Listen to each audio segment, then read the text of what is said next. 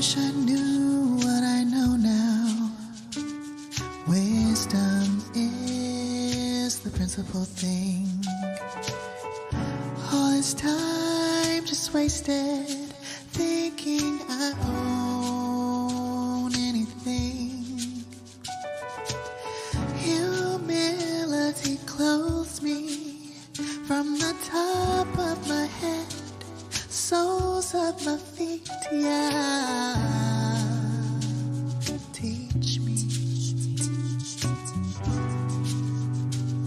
teach me, show me the way. Hide my face from the wickedness of this world, I pray. Take my hand, protect my heart, hide me in the shadow of your wing. Like a child, see purity in my eyes. Allow me to sit at your feet. Hear me, hear me.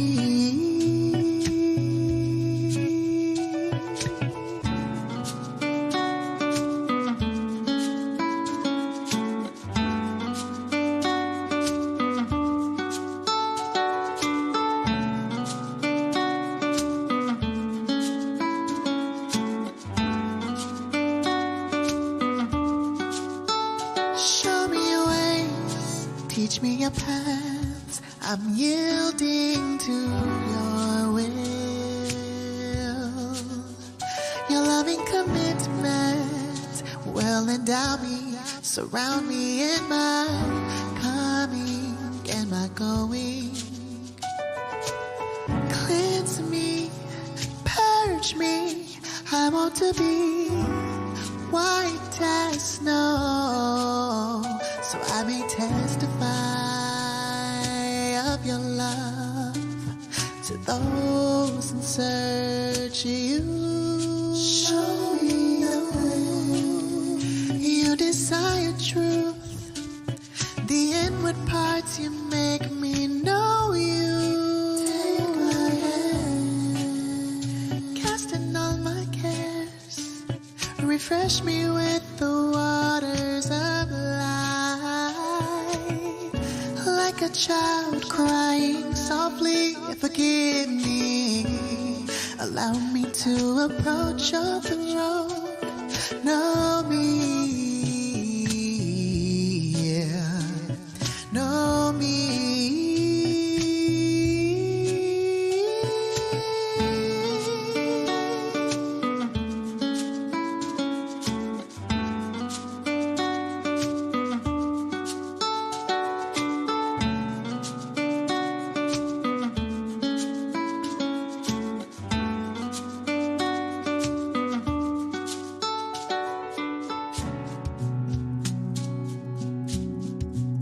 Have mercy upon me, O Elohim, according to your loving kindness.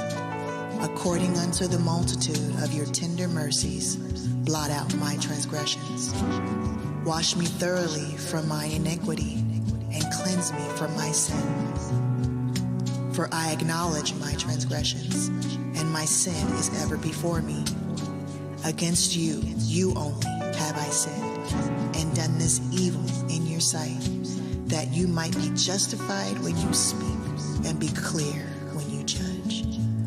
Behold, I was shapen in iniquity, and in sin did my mother conceive me.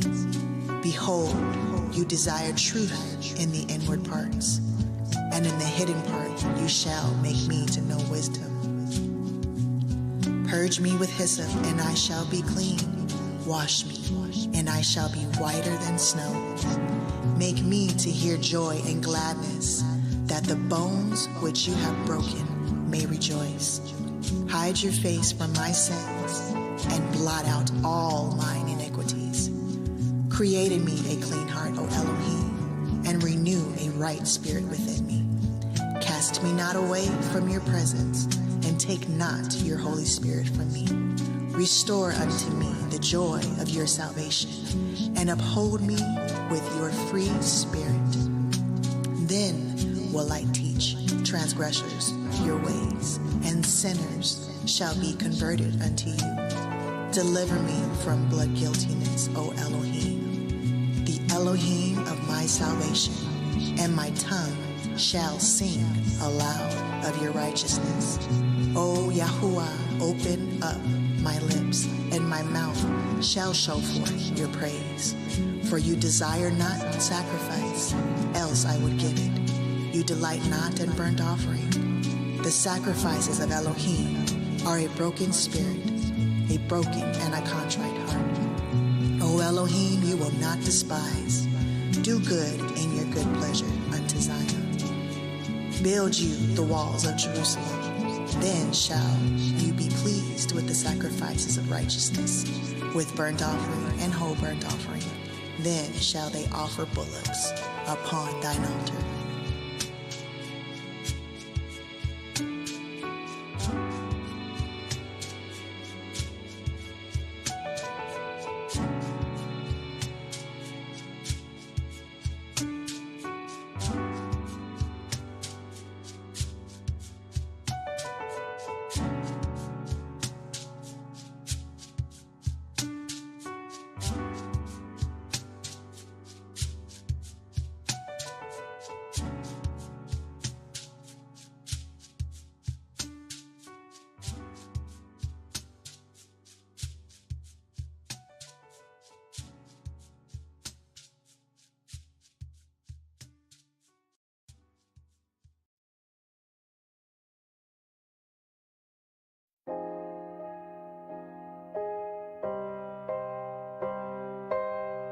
Deuteronomy 28.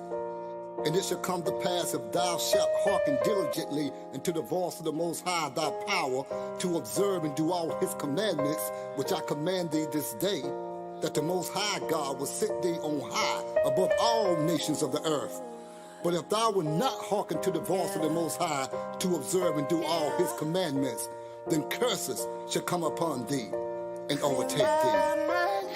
All these lies and delusions, wake me up, show me a new dawn. Open your eyes, rise, children of light. I am awakened, I am awakened.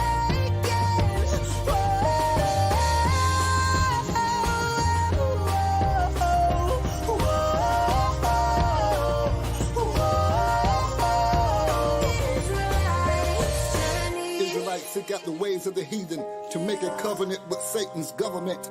Turn their face away from the Most High, evil desire. 2 Kings 17 said they passed their sons and daughters through the fire. They begin cutting divine spiritual ties, clinging to the heathen lies. Evil spirits bind, breaking souls, breaking spirits, ripping flesh, breaking minds. Running from the Most High wrath on the blood-stained path. 70 AD, Israelites fall. The Most High's chosen seed go into captivity. Hebrew Israelites watch nations rise. They watch nations fall. Four beasts, Babylon, Medo-Persia, Greece. We pray for the fall of the fourth beast. Under the iron foot of Rome, we long to go home. A hopeless nation lies dead in the valley of the dry bones. Simulation of Shemites to Hamite clones. Israelites wrong. All these lies and delusions, wake me up, show me a new dawn. Open your eyes, rise, children of light. I am awakened, I am awakened.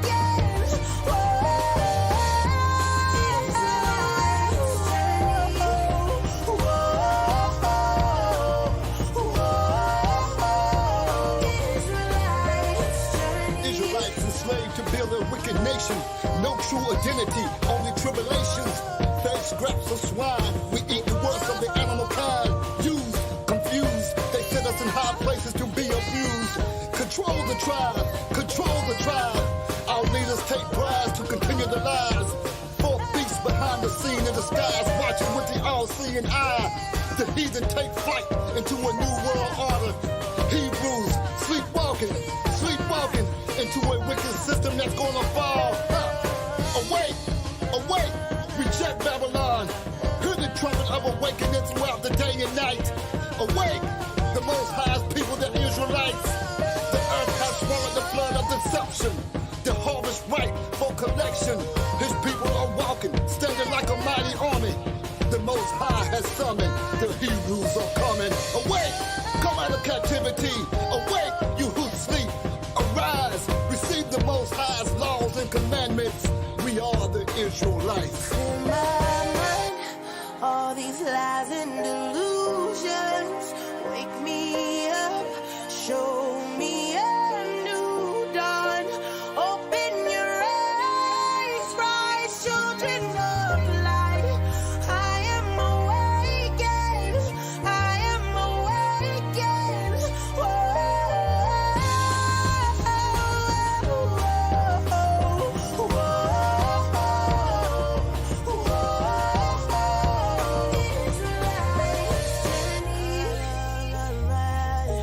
Clear my mind and my soul. Gave me a new mind. Oh, made me whole. I rise up. Quam. I'll be a new light. Quam. I am awakened. Quam. I am awakened. Quam. Wash your I own am awakened. All these lies and delusions. Wake me up. Show me a new dawn. Open your eyes, rise, children of light. I am awakened. I am awakened.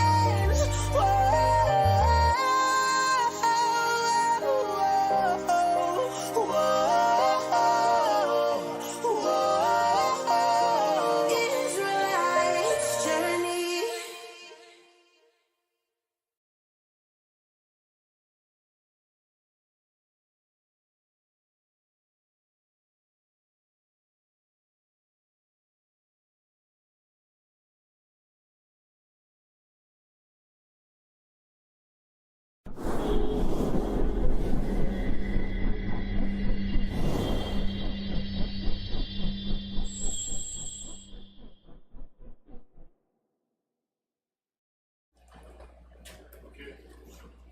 All right, shalom, shalom, shalom, Israel, shalom. Shalom.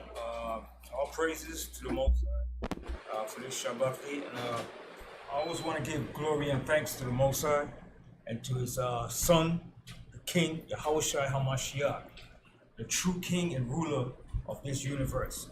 And to all the faithful and chosen elect of the Most High, we give praise and glory, and that we continue to glorify the Most High in these last and evil days. So today's subject we want to touch on is who was the king that knew not Joseph. This is a very explosive subject because most historians, archaeologists, and biblical researchers don't touch on that subject, who the king was. And even in the Bible, it doesn't state who the king that knew not Joseph was. So you have to go into extensive history of the Egyptian dynasty and rulership when the Egyptian ruled that particular dynasty, which was the 18th dynasty of Egypt. And when we research the history, we'll see that that 18th dynasty is where the vast majority of those rulers came from. All right, so that's going to be today's subject. But before we start our class, like as usual, we always want to give our readers Psalms to glorify the Most High and his words and his truth, and that his truth always will be in us to continue bringing forth his truth and his wisdom, his knowledge and understanding, because this wisdom and knowledge is not ours. It belongs to the Most High, right? And it belongs to all Israel, not just one particular Israelite have a monopoly on the Most High truth. The Most High truth is spread out to all Israel, right? Because the Most High truth, one man or one people can't contain the Most High truth. The Most High is too vast. So the Most High spreads out his truth to all bodies, right? With different bodies of this manifestation that the Most High is bringing forth. Yes, some might have more truth than some, but the Most High extends his truth to all Israelites, right? even those that are non-Messianic. Okay, hey, that might be that. What? Yeah, some of the non-Messianic have knowledge and wisdom of the Most High too. Can't exclude them. All right, so let's jump. Go into the book of Psalm 62, beginning with the first verse.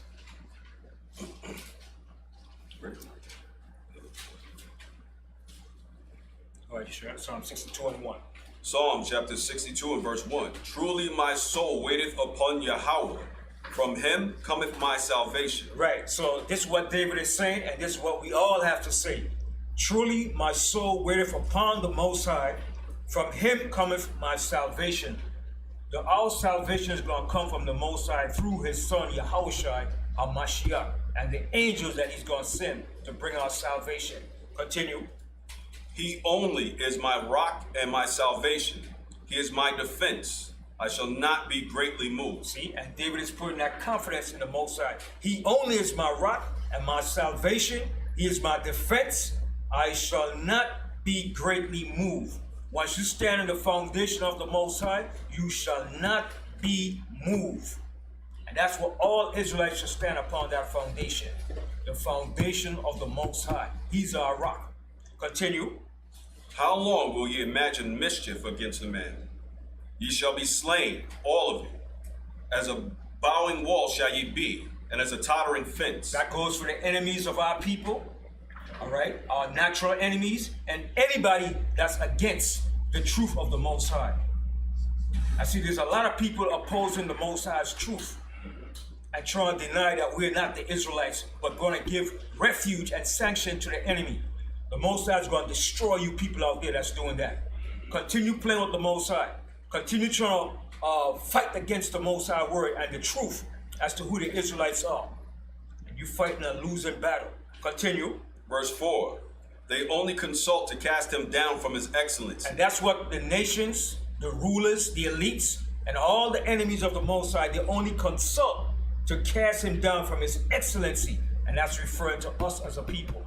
Continue. They delight in lies. Yeah, they delight in lies. A lot of scholars and historians, they delight in lies, in oppressing and omitting the truth of the Israelites in Egypt. They try to oppress and deny that history. Continue. They bless with their mouth, but they curse inwardly. That goes for the elite rulers in society. They bless with their mouth, but they curse us inwardly.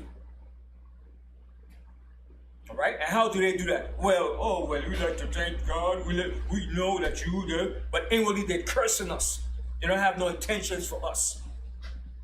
That goes for the Pope too. Comes out, ho, ho, ho, ho, bless me God, believe God. But he's cursing the people inwardly. Continue. Selah. Verse 5. My soul, wait thou only upon Yahweh, for my expectation is from him. See, and our expectation is from the Most High. My soul is waiting upon the Most High. Continue. He only is my rock and my salvation. He is my defense. I shall not be moved. See, and David repeat this a second time again to validate what he's saying and what the Most High is going to do. Continue. Then Yahweh is my salvation and my glory, the rock of my strength, and my refuge is in Yahweh. And that's what it's going to come down to in these last days. We're going to find out that the Most High is our rock and our refuge in these last days. Hold that real quick and go to Jeremiah, the 16th chapter. I want to show you something because this goes almost in parallel to the book of Jeremiah, the 16th chapter, where the Most High said, the Gentiles shall come unto thee from the ends of the earth, and shall say, our fathers have inherited lies and vanity and things wherein there is no truth. Jeremiah 16, and start here from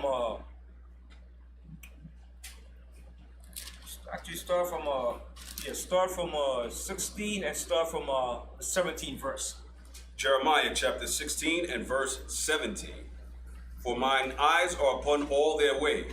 They are not hid from my face. Speaking about us as a people. Continue. Neither is their iniquity hid from mine eyes. And first I will recompense their iniquity and their sin double, because they have defiled my land. That's what we did. We defiled the Most High land in our abominations, serving idols, serving different gods, Continue. They have filled mine inheritance with the carcasses of their detestable and abominable things. O Yahweh, my strength and my fortress and my refuge in the day of affliction, the Gentiles shall come upon thee from the ends of the earth, and shall say, surely our fathers have inherited lies, vanity, and things wherein there is no profit. And this is going to come to pass in the latter days that we're living in. All right? That the Gentiles are going to come unto us and say, surely our fathers have inherited lies and vanity and things wherein there is no profit. They're going to find out all that they've been taught in this society by their collegiate, academia, institutions were all based on lies because of their ruling elites that taught them these lies. Go back to Psalms, the 62nd chapter. Psalms chapter 62 and verse 8. Trust in him at all times. See what David is saying? Trust in the Most High at all times. Trust in the Most High at all times. Continue. Ye people. Ye people. Continue. Pour out your heart before him. Yahweh is a refuge for us. Selah. See? And David continues saying the Most High is a refuge for us. The Most High is going to be our refuge in these last and few days left in this wicked kingdom.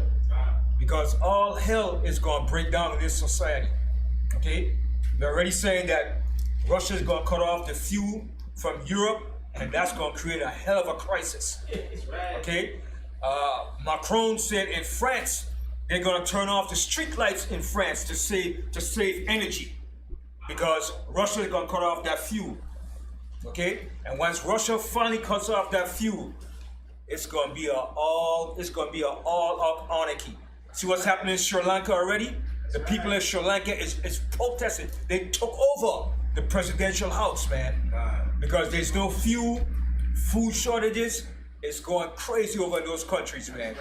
And it's going to hit America too. I don't think it's not going to hit America. It tells you the Most High said they should not regard their kings nor their princes.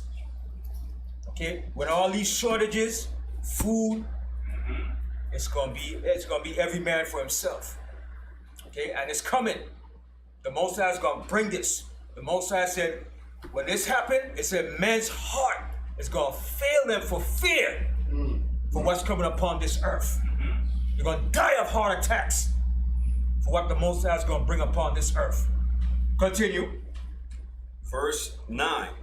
Surely men of low degree are vanity. See, men of low degree are vanity. Continue. And men of high degree are a lie. And men of high degree, which are the elite, the rulers, they're a bunch of liars.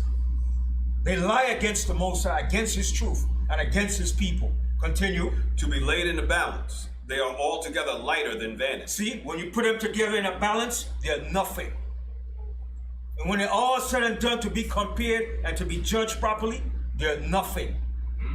Continue. Trust not in oppression. See, trust not in oppression. Continue. And become not vain in robbery. And don't become vain in robbery. Continue. If riches increase, set not your heart upon them. Yahweh hath spoken once. Twice have I heard this, that power belongeth unto Yahweh. See, that power belongeth unto the Most High. Power belongs to the Most High. Continue. Also unto thee, O Adawan, belongeth mercy. For thou renderest to every man according to his work. Right. And also unto the Most High belongeth mercy, for thou rendest to every man according to his work. And that's what the Most High does. Hallelujah. All right. So we're going to move on to our subject. All right. To prove a point. There's a lot of history involved in us being in Egypt and the things that took place in Egypt. So I'm going to start off reading some historical points. Then we're going to go into the Bible, because what we have to understand and acknowledge, while we were in Egypt and Joseph was down in Egypt, Joseph was a governor in Egypt, a ruler in Egypt. And while he was that ruler in Egypt, he was under the kingdom of a group of people called the Hyksos. I don't know if they ever taught that history in school or not, but the Hyksos were rulers, what you Egyptian call foreign rulers of Egypt. They took over Egypt. And we're going to read that history about that. So let's read about it. I want you, Shad, to read this here for me. Okay, this book is called World History. Okay, it's called World History. I'm going to use different sources and historical records, all right? And this was written by MacDougall Littell. Okay, and this is on page 83. I'll let you, Shad, to read all of this right here, Shad. Okay. The book is World History, page 83. The New Kingdom of Egypt. Right. So, when the Hyksos were expelled from Egypt, there was a pharaoh that came up from the 17th dynasty of Egypt. It was called the Thebes dynasty, which was in Upper Egypt. When this pharaoh Ammuz expelled the Hyksos, and he initiated his new kingdom, which became the 18th dynasty of Egypt. It was also called the New Kingdom, because Egypt was expelling foreign rulers out of Egypt, and they was taking back over the throne of Egypt. They said, we're tired of this. We're tired of having these foreign rulers rule over us. So those foreign rulers were called Hyksos. Okay? And the Josephus calls them shepherd kings. But the Egyptian called them foreign rulers that ruled Egypt for a lengthy period of time. Some historians got 100 years, some got 150. All right? So continue reading your Shire. The New Kingdom of Egypt. After the prosperity of the Middle Kingdom, Egypt descended into war and violence. Right. So that's what Egypt descended into, war and violence. They were rivaling, fighting amongst themselves. They couldn't keep control over Egypt for a period of time. That happened in every kingdom. Every kingdom you have that. When a kingdom is going through changes or it's coming to an end. And this is going to happen in America, where you're going to have the political parties. It's going to be in adverse to one another. You're going to have the Democratic Party and the Republican Party. And what caused that? January 6th caused that division. And it's brewing more now. Okay? America will never be united again politically. It's at the end of its rulership. And it's going to get worse. Continue. This was caused by a succession of weak pharaohs and power struggles among rival nobles. See what it's caused by? Read again. This was caused by a succession of weak pharaohs and power struggles among rival nobles. See? Power struggle. Continue. The weakened country fell to invaders who swept across the isthmus of the Suez in chariots. So the Hyksos came in with chariots, advanced chariots that the Egyptians never used or had before. So the Hyksos brought advanced chariots into Egypt. They brought advanced weapons, the bow, the sickle. They brought advanced technology into Egypt. So like people can say, yeah, Egypt was great. Yeah, Egypt was great. But Egypt was just like America. You had with different cultures brought technologies, ideas into this country, just like ancient Egypt. You had different cultures that brought ideas, technology into Egypt. Egypt was like a melting pot. Okay, continue. A weapon of war unknown to the Egyptians. See what it says? Weapons of war unknown to the Egyptians. That shook the Egyptians up when they saw what the Hyksos brought to Egypt. All right. Now, a lot of historians will tell you the Hyksos were a Shemitic people, right?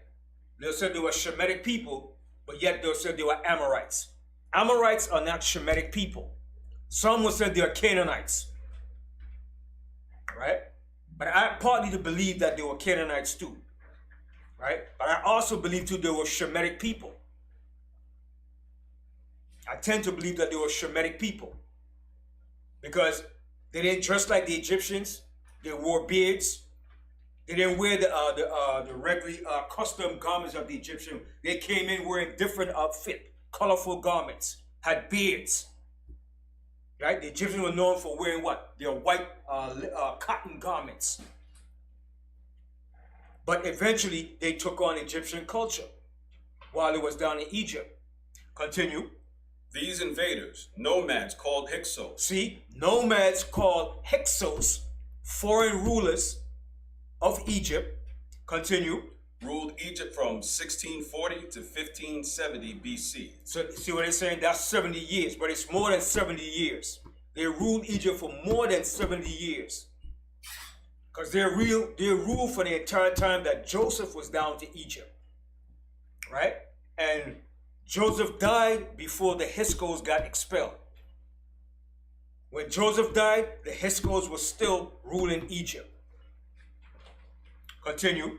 The Hyksos invasion shook the Egyptians' confidence in the desert barriers that had protected their kingdom. See what it did? It shook them up. It shook Egypt up. They couldn't believe that a group of foreign invaders came and took over Egypt and ruled over Egypt. Continue. Around 1600 BC, a series of warlike rulers began to restore Egypt's power. Among those who helped drive out the Hyksos was Queen H.O.D.C.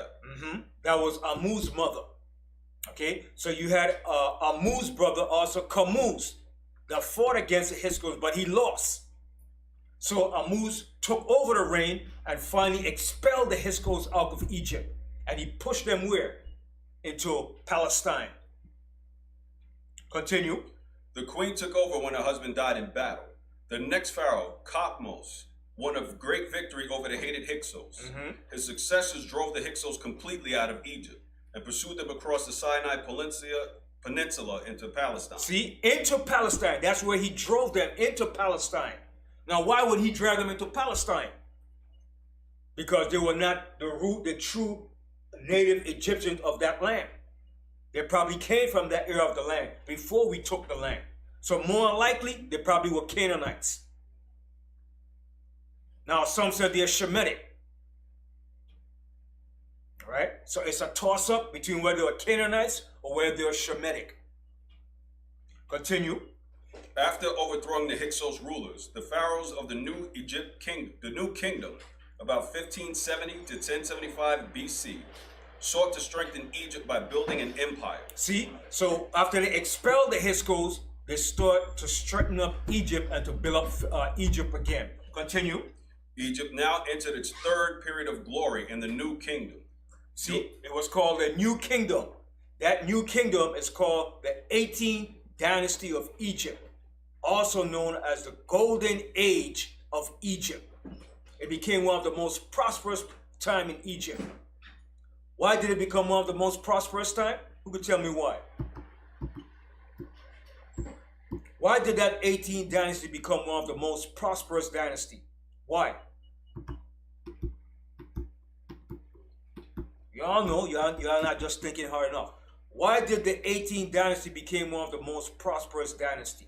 Remember I told y'all, Israel was enslaved in where? The 18th dynasty of Egypt. Wherever kingdom we served slavery in, what happened? Every kingdom became successful and great. Go check it out.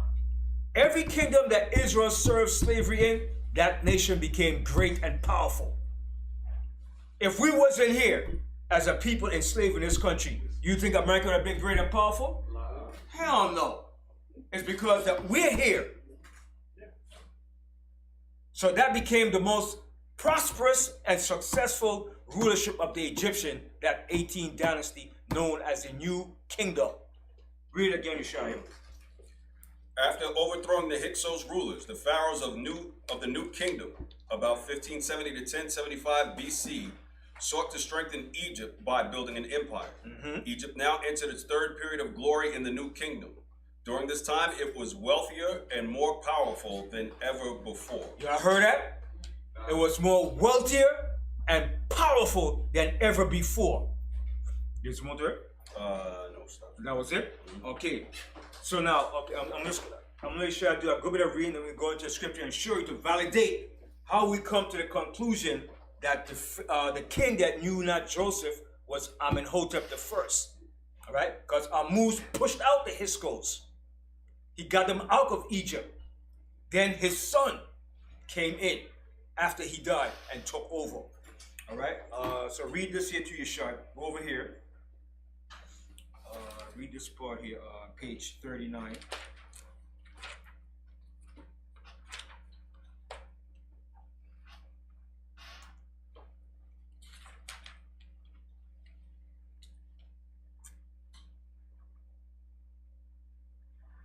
Read this right here, and then we're going back to page 84.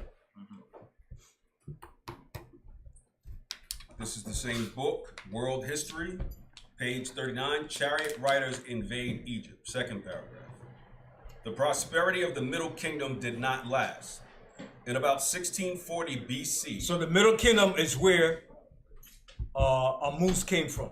Excuse me. Now, he came from Upper Egypt. The Middle Kingdom was a part right between the Upper and Lower Kingdom. Continue. A group of Asian nomads swept across the Isthmus of Suez into Egypt in horse-drawn chariots. These chariot riders were called the Hyksos. Right, so these chariot riders were called the Hyksos. Continue. Which meant the rulers of the uplands. The Hyksos ruled much of Egypt from 1640 to 1570 BC. This 70-year period is sometimes called the Second Intermediate Period. Egypt fell to the Hyksos at roughly the same time other nomads were invading Mesopotamia and the Indus Valley, farther to the east. But Egypt would rise again for a new period of power and glory, the New Kingdom, which is discussed in chapter 4. Right, so that's the new kingdom now called the 18th dynasty. Now let's go back to page 84, right? And read, start from here. Yeah. Right, start from here. And read down to, read this here. Then we're going to jump down to this part right here. So we read all of this right here, and then jump down to here. Then we go into the scriptures. Page 84. So it's a good bit of reading, but I'm trying to build up the case to show you, so we can understand when you read the Bible, because the Bible doesn't give you every detailed history. It only outlines certain points of historical events. So to get other references, you have to go to other historical facts to link up and match and show what the Bible is really talking about. Okay? Because, let me give you an example. When Daniel spoke about the four beasts that rule the earth, did he go into the full detailed historical facts about those four beasts? No, he gave you a brief outline. Okay? So you have to link up the other historical records to match the Bible. Just like when you read in Exodus, the first chapter, when he says there was a new king that knew not Joseph, you have to find out the timeline, what happened during that time period. And that's what I'm trying to show you right now. So I'm linking up and building up to that point to show you. Okay, continue. Hatshepsut's stepson, Thutmose III, proved to be a much more warlike ruler. Okay, so Thutmose III. This was also another pharaoh in Egypt. He came after Ammuz.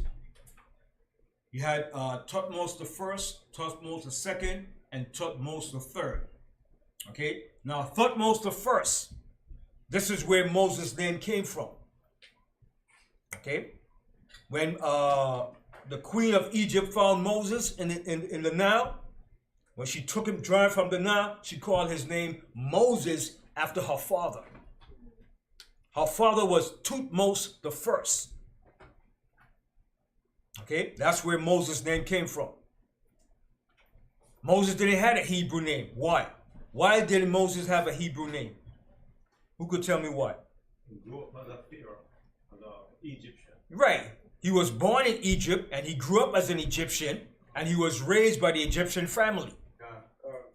So more likely he's going to have what? An Egyptian name. Okay. Continue. Go ahead. Thutmose III proved to be a much more warlike ruler. In fact, in his eagerness to ascend to the throne, Thutmose III may even have murdered his stepmother, H.O.D.C. Right. So that's what they're saying. He probably murdered his stepmother. I won't put it past the Egyptians, because when he reigned, he defaced all of her images and records out of Egypt. He destroyed everything. He said, because what she did, she usurped the throne of Egypt, and she became a female pharaoh. Dressed up like a man, put on fake beard, okay, and was ruling over Egypt. And he said, what? When he came to power, he said, deface her, take it down. All right, so I won't put it past him that he killed her. Continue. Between the time he took power and his death around 1425 BC, Thutmose III led a number of victorious invasions into Palestine and Syria. Right. They said he was one of the, that period, he was one of the most well-favored conquerors during that time period. They said he had 17 annual campaigns into the Levant. But they said the 18th one, he didn't make it because his army was decimated. And more likely, he was the pharaoh of the Exodus, Thutmose III. He had 17 annual campaigns into the land of Canaan and the Levant. But it said he didn't make the 18th campaign because his army was decimated. All right, continue. Under Thutmose's rule, Egyptian armies also pushed farther into South Nubia. See, so under Thutmose, beginning with Thutmose I, all right, beginning with his grandson, they were taking over, warring, and fighting against Nubia and Ethiopia. And when you read the Josephus, Moses was a general in the Egyptian army fighting against who? Y'all got to read a Josephus. If you have a Josephus, go get a Josephus and read about Moses when he was in the Egyptian army as a general. He was fighting against the Ethiopians. And that's the period of time from Thutmose to Thutmose III, when Egypt was gaining strongholds into Nubia, taking down Nubia and all surrounding kingdoms. That was the beginning of Egypt's mightiest power to rule the 18th dynasty. That's why we said earlier, the 18th dynasty became one of the most wealthiest and most powerfulest dynasties ever. So Thutmose was a well-known conqueror. Thutmose III. Read that part again, Rishaya. Thutmose III led a number of victorious invasions into Palestine and Syria. Under Thutmose's rule, Egyptian armies also pushed farther into South Nubia. So they pushed further south down into Nubia. All right, continue. A region of Africa that straddled the upper Nile River. From the Blue Nile, the southern boundary of Nubia, to the shores of the Mediterranean was a distance of approximately 1,000 miles. Right. See that? So from the point for where Nubia is to up to the Mediterranean Sea is of 1,000 miles. That's a lot of land to cover. Okay? They said if you had to send a message or an embassy, it would take you at least a month to get from one part of that country to another part. So if you came from the upper part of Egypt to go to the lower part, it would take you at least a month. Okay? Continue. From Nubia, Egyptian soldiers returned carrying gold. See, so Egyptians returned from Nubia carrying gold, because that's where the Egyptians got their gold from Nubia. All right? And the Egyptian word for gold is Nub, N-U-B. That's where the word Nubia came from. The Egyptian word for gold is Nub. So they called them Nubian. All right? Continue. Egyptian soldiers returned carrying gold, cattle, go ahead, ivory, and many captives. Slaves. Put it like that. Slaves from down in Ethiopia and Nubia. Continue. Whom they enslaved. And they also enslaved them while we were in the 18th dynasty. Continue. The destinies of Egypt and Nubia would be connected for hundreds of years. Egypt was now a mighty empire. See, Egypt was now a mighty empire. Mighty. That's why the Most High told Moses, you go to Pharaoh and tell Pharaoh, I'm going to bring you down. He said, for this purpose have I raised thee up, that my name might be declared all throughout the face of the earth. Because nobody was mightier than the king of Egypt, the Pharaoh. The Pharaoh was the ultimate god of Egypt. He rules and called all the shots. Whatever he said, it went down. If you disobeyed what he said, you were gone. Continue. It controlled lands around the Nile and far beyond. In addition, it drew boundless wealth from them. See? And Egypt drew boundless wealth from all these surrounding countries. All right? Egypt was just like America. The same thing. It was what you call a empire that rules over nations today. It's called what? What's the term they use?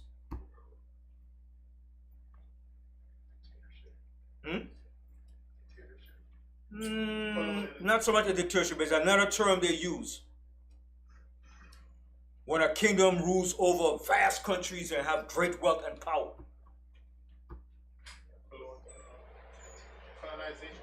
That too. It's another name they use to, guys, I lost it right back in my mind.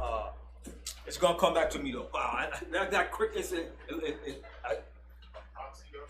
no, not proxy government. I lost it. It's gonna come back to me. Go ahead. Continue. Go ahead. Egypt was now a mighty empire. It controlled lands around the Nile and far beyond. In addition, it drew boundless wealth from them. Contact with other cultures brought Egypt new ideas as well as material goods. So what it says? Read that part again. In addition, it drew boundless wealth from them. Contact with other cultures. It says contact with other cultures brought Egypt new ideas. It brought Egypt new ideas. Go ahead. As well as material goods. As well as material goods. Continue. Egypt had never before, nor has it since, commanded such power and wealth as during the reigns of the new kingdom pharaohs. See, the new kingdom pharaohs, which was the 18th dynasty of Egypt. Remember that. If you don't remember anything else, that's the dynasty that we were enslaved in Egypt. The 18th dynasty of Egypt. All right, continue. An age of builders. Like the old kingdom with its towering pyramids, rulers of the new kingdom erected magnificent palaces, temples, and tombs. See that? What they did? They erected what? Palaces, temples, and tombs. And tombs. That's the period while we was enslaved in Egypt, building up the mighty cities of Egypt. Continue. In search of security in the afterlife, they hid their splendid tombs beneath desert cliffs. In this way, they would not be plundered by grave robbers and looters. The site they chose was the remote valley of the kings near Thebes. Besides royal tombs, the pharaohs of this period also built great palaces. Great palaces. And magnificent temples. Magnificent temples. That's what we was doing. We weren't building pyramids, okay? Because the pyramids that was built in Egypt was built by what? They were built from what? Stones. While we was in Egypt, we was working in what? While we was in Egypt, what were we working in? Stones or bricks? Bricks. We're going to go back to the scripture and show you.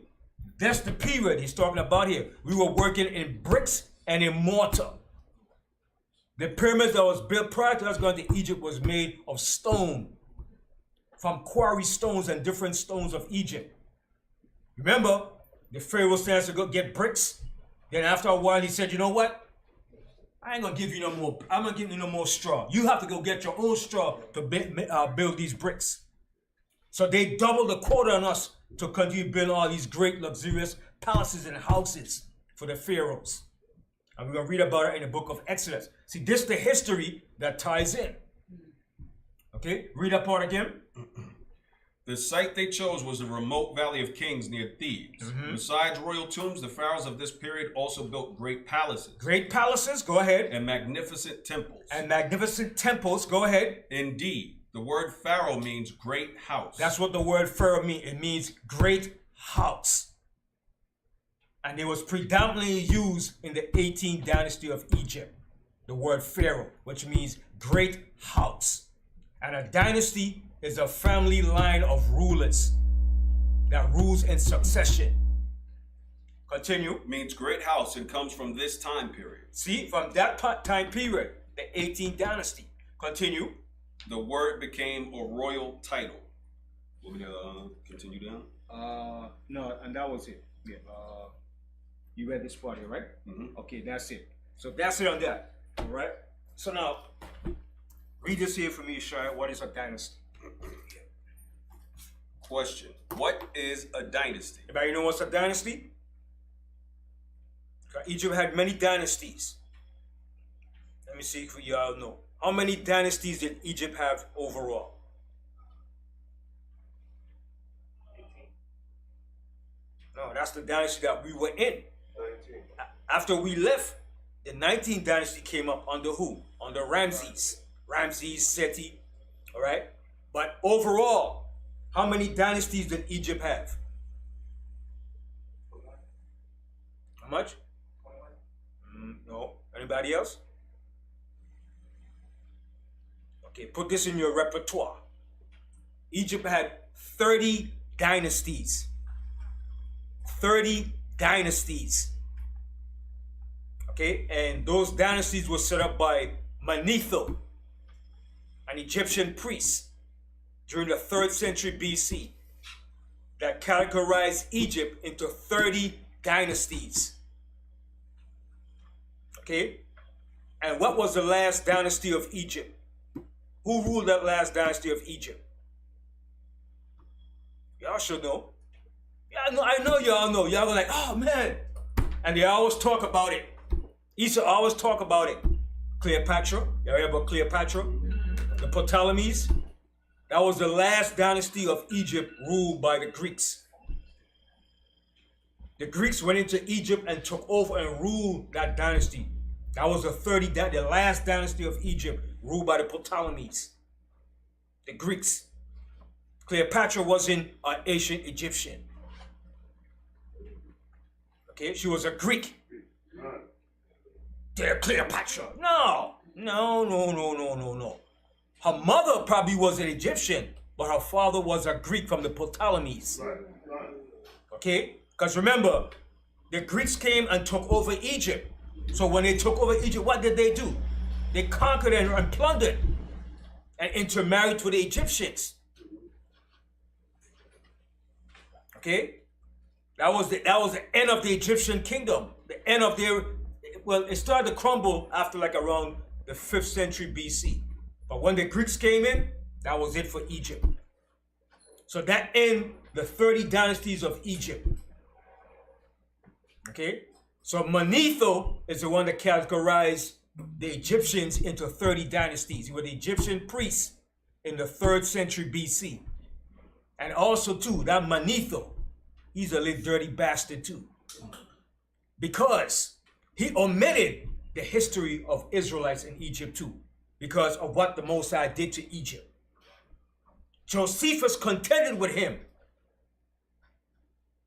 Okay, remember the Egyptians never liked us. And if it was possible, they could rewrite the entire history without the Israelites being in Egypt. Okay, so read what a dynasty is. What is a dynasty? A dynasty is a sequence of rulers from the same family. See, a sequence of rulers from the same family. Continue. A dynasty may also be referred to as a house or family. See, a house or family, a family line of rulers. And that's what the 18th dynasty was, beginning with Ammuz. All right, that was it. Okay, now, okay, so read here Ammuz, about Ammuz. Ammuz expelled the Hyksos, the first ruler of the 18th dynasty. So he was the first ruler of the 18th dynasty. Now we're going to jump into our subject now, into going to the Bible now. Okay, so from there, let's go to the book of Exodus. All right, so after Ammuz expelled the Hyksos, the 18th dynasty took over Egypt from 1550 BC. 1550 BC to 1295 BC.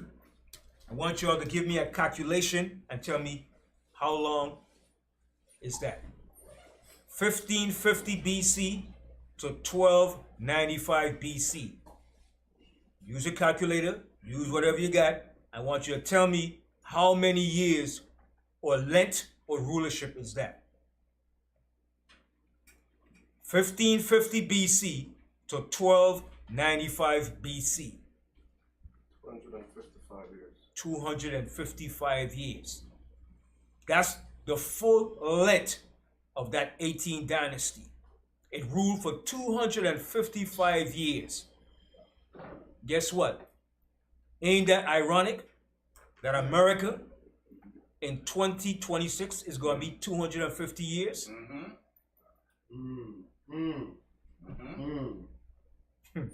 Ain't it ironic?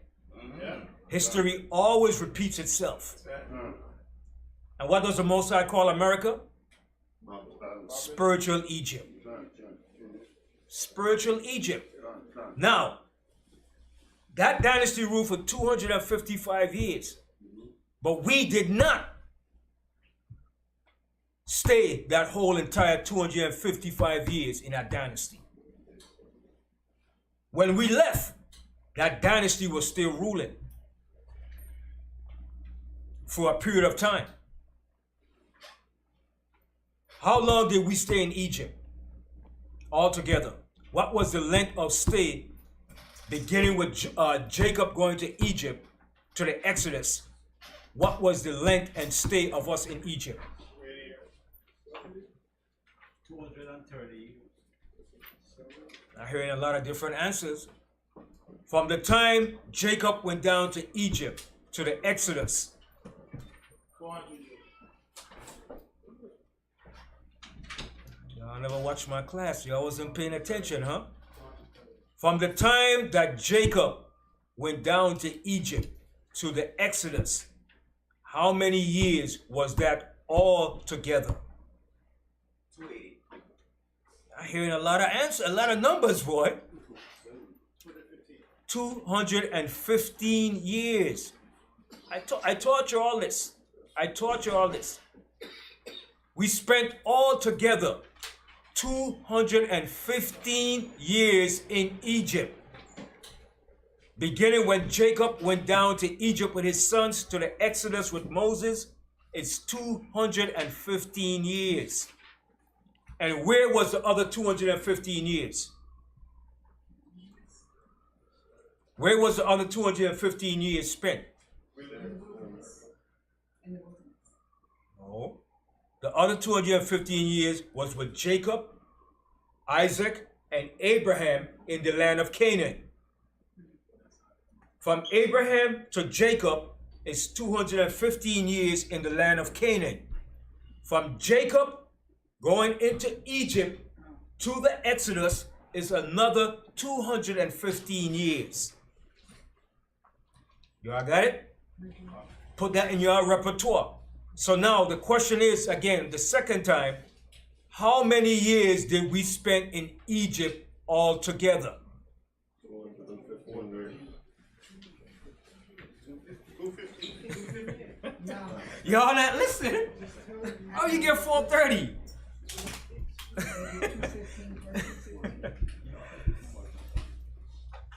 Let me repeat myself again. I want you to get this understanding. From Jacob going into Egypt to the Exodus is 215 years. Now, from Abraham to Jacob is 215 years. And the other 215 years began when Jacob left Canaan and went down to Egypt and the Exodus with Moses. That's your 430 years together combined. So we only spent 215 years in Egypt. And out of that 215 years, how many years of it was slavery? 80. What is going on here? How much, Quora? 80. 80 years. Boy, what's saying 430? You said 80? Well, you're right. 80 years of slavery. But the overall stay in Egypt was 215 years. So out of the 215 years, 80 years of it was slavery. Do you understand what I'm saying? Or do you not understand what I'm saying? So Yaikwa, interpret what I just said.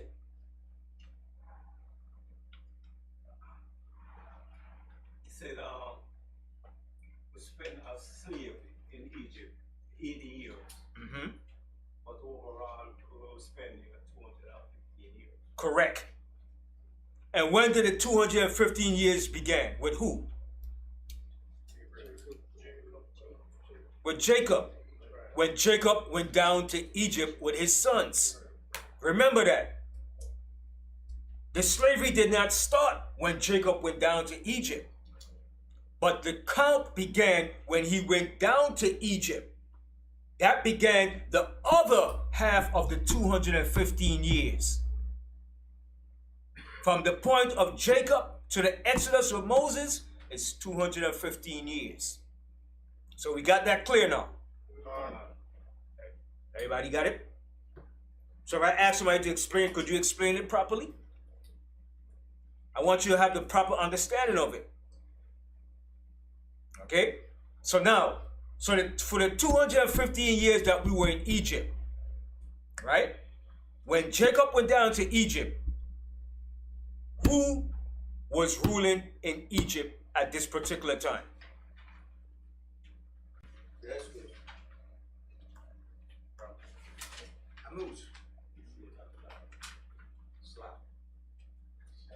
Y'all just shutting out answers. You're not thinking. Is that Ramesses? I never said nothing about Ramesses.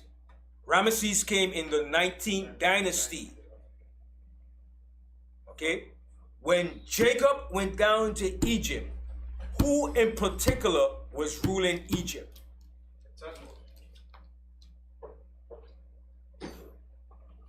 Joseph. Why y'all keep forgetting that your brother was ruling Egypt? Why y'all keep forgetting that? That's the only reason why Jacob went down to Egypt. Because Joseph was ruling in Egypt under the Hyksos. Come on, put on your thinking cap. We gotta go back to the scriptures now. You gotta get it right now. You don't want no Egyptians or no other Israel make you look like a fool now. When Jacob went down to Egypt, Joseph was ruling under the Hyksos. Right? When the Hyksos were expelled by Ammuz, was Joseph dead or alive? Alive. Now, listen what I'm saying. When the Ammuz expelled the Hyksos out of Egypt, was Joseph dead or alive? He was dead. Joseph died before the Hyksos got expelled. All right? So this is why I'm building up to the point to show you that the king that knew not Joseph was Amenhotep. That was the son of Ammuz. That's why I'm building up to the point to show you, so you could get the great picture of what's being said in Exodus, the 1st chapter. So let's go back now. Let's reiterate what I said. When Jacob went down into Egypt, who in particular was ruling Egypt? Joseph. Under whose rulership? The Hyksos. Okay, so did Joseph die or was he alive when Ammuz expelled the Hyksos? Joseph was dead. So while Joseph was dead, the Hyksos were still ruling Egypt. All right? Remember that. So now, how long did Joseph rule Egypt for?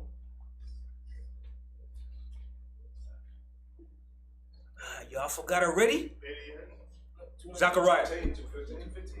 What the heck am I hearing here? Come on, y'all disappointing me, man.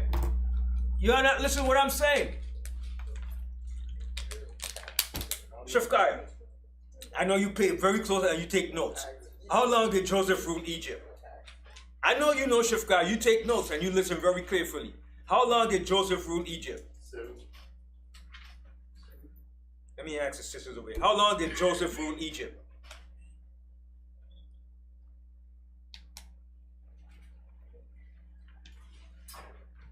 Yaquab. 70 years. Where you get 70 years from, Jacob? Yaquab? Where you get 70 years from? Let me ask the sister over here. 91 years. That's the length of time he lived in Egypt for.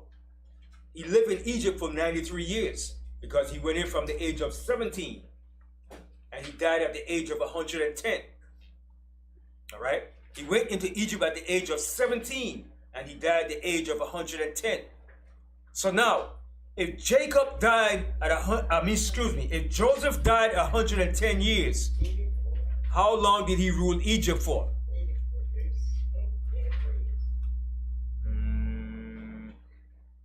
What age did he begin to rule Egypt? 30. At what age? 30. So how long did he rule Egypt for? 93 years. 61 years. 80 years. Let's go, I have to go back to that. Let's go back to that again real quick. Are you sure? And let me get to the point where I'm Hotep. Well, okay, let's go to the book of Genesis. Right? It's very important that we get this proper understanding. I know it's kind of difficult. A lot of us don't like history, but history is very important. History plays a vital role in everything you do in life, man. Let's go to Genesis 37.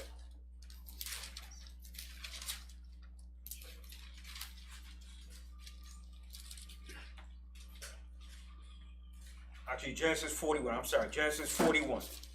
Genesis 41, and start from the 38th verse. Genesis chapter 41 and verse 38. And Pharaoh said unto his servants, Can we find such a one as this is, a man in whom the spirit of Yahweh is? Now, at this particular time, who was ruling Egypt? The H.O.D.C. All right? So this was an Egyptian H.O.D.C. pharaoh. This was not a true native Egyptian pharaoh. Put that in your notes. This was the H.O.D.C., the pharaoh of the Hyksos that was ruling Egypt at this particular time. All right, continue. Verse 39. And Pharaoh said unto Joseph, For as much as Yahweh hath showed thee all this, there is none so discreet and wise as thou art. Thou shalt be over my house, and according unto thy word shall all my people be ruled. Only in the throne will I be greater than thou. See what the Pharaoh told Joseph? Only in the throne will I be greater than thee. Okay? So Joseph was coming into his position now. Continue. And Pharaoh said unto Joseph, See, I have set thee over all the land of Egypt. Now, was it over all the land of Egypt? What land was he talking about? Right. The area where the Hyksos was ruling in was called Avaris. That was the Nile Delta Valley area known as Lower Egypt. Okay? This is where the Hyksos was ruling in, an area called Avaris in the Nile Delta Valley of Lower Egypt.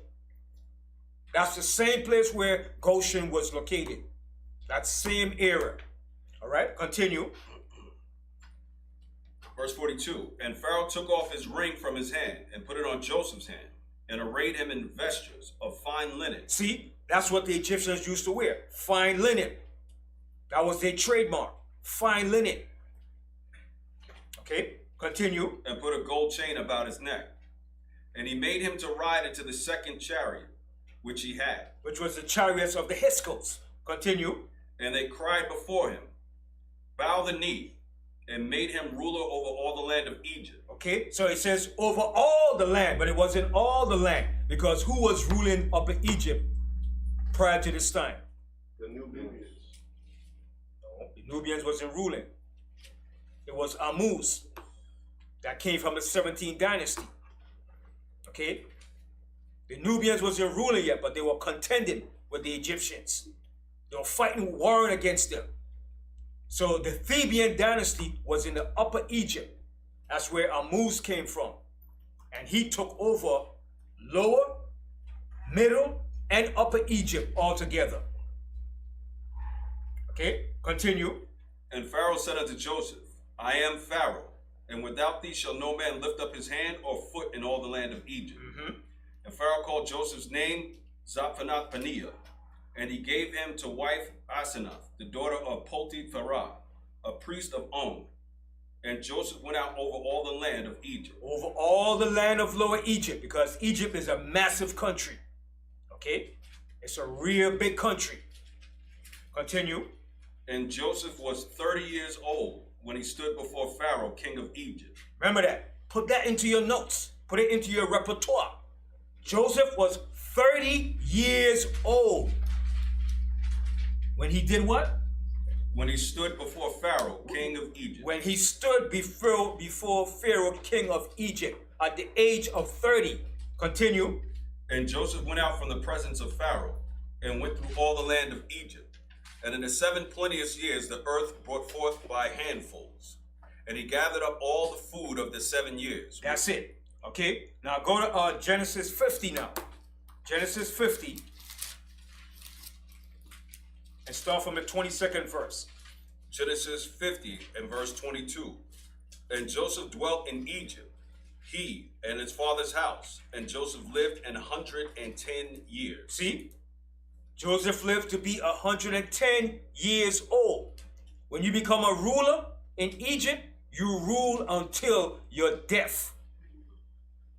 Nobody takes over your kingdom unless it's by war or some other reason. But as long as you live, you're a governor or a vizier of that particular country of Egypt or dynasty. So how long did Joseph rule? 80 years. Okay, continue reading on. Verse 23. And Joseph saw Ephraim's children of the 3rd generation, and the children of Machir, the son of Manasseh, who were brought up upon Joseph's knee. And Joseph said unto his brethren, I die, and Yahweh will surely visit you. Okay, so Joseph died. So who was still ruling? The H.O.D.C. The H.O.D.C. So Joseph died, but the H.O.D.C was still ruling at this particular time. That's why Ammuz was able to expel the H.O.D.C. All right? See what I'm building up to? So Joseph died, but the H.O.D.C was still ruling.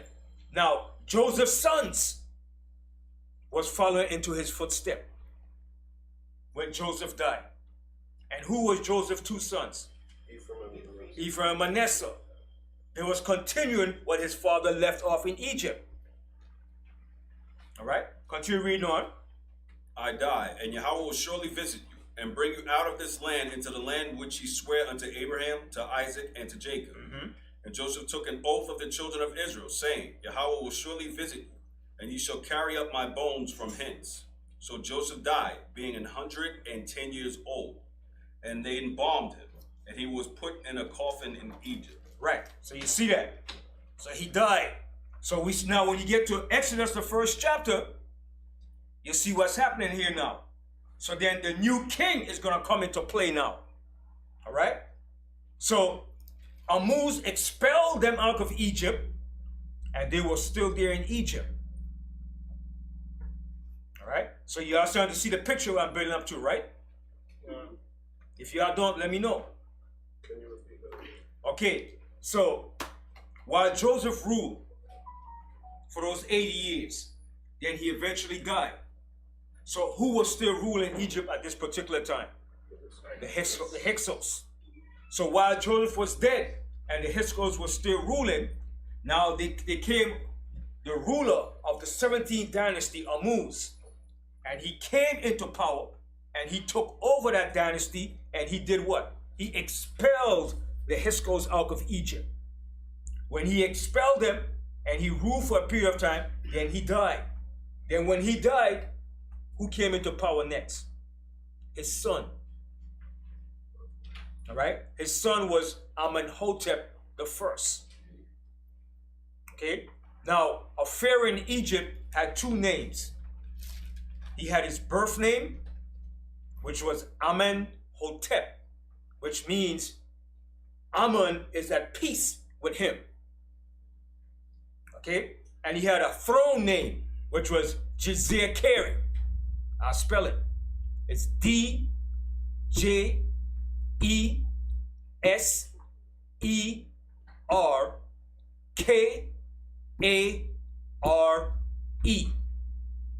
That is his throne name, Jizirkeri. His birth name was Amenhotep. A-M-E-N-H-O-T-E-P. Amenhotep is his birth name. So he took over after Ammuz died. And he became that new king over Egypt that knew not Joseph. All right, so let's go to the book of Exodus, the first chapter now. So everybody got the picture now, what I'm showing you. All right?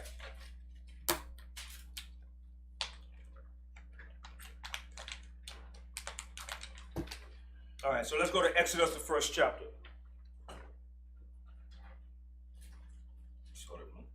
Start at 1, yes. Exodus chapter 1 and verse 1.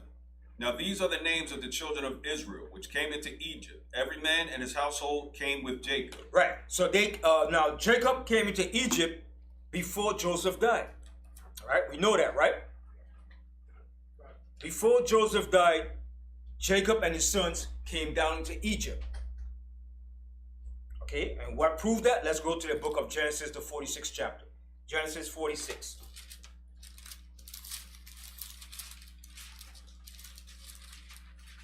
Genesis 46, and start from the first verse. Genesis chapter 46 and verse 1. And Israel took his journey with all that he had, and came to Beersheba, and offered sacrifices unto Yahweh of his father Isaac. And Yahweh spake unto Israel in the visions of the night, and said, Jacob, Jacob. And he said, Here am I. And he said, I am Yahweh, the power of thy father. Fear not to go down into Egypt, for I will there make of thee a great nation. See? So that's where the Most High was going to make us a great nation. So he told Jacob, don't fear to go down to Egypt. Continue. Because he didn't know Joseph was alive. All right? He thought Joseph was dead.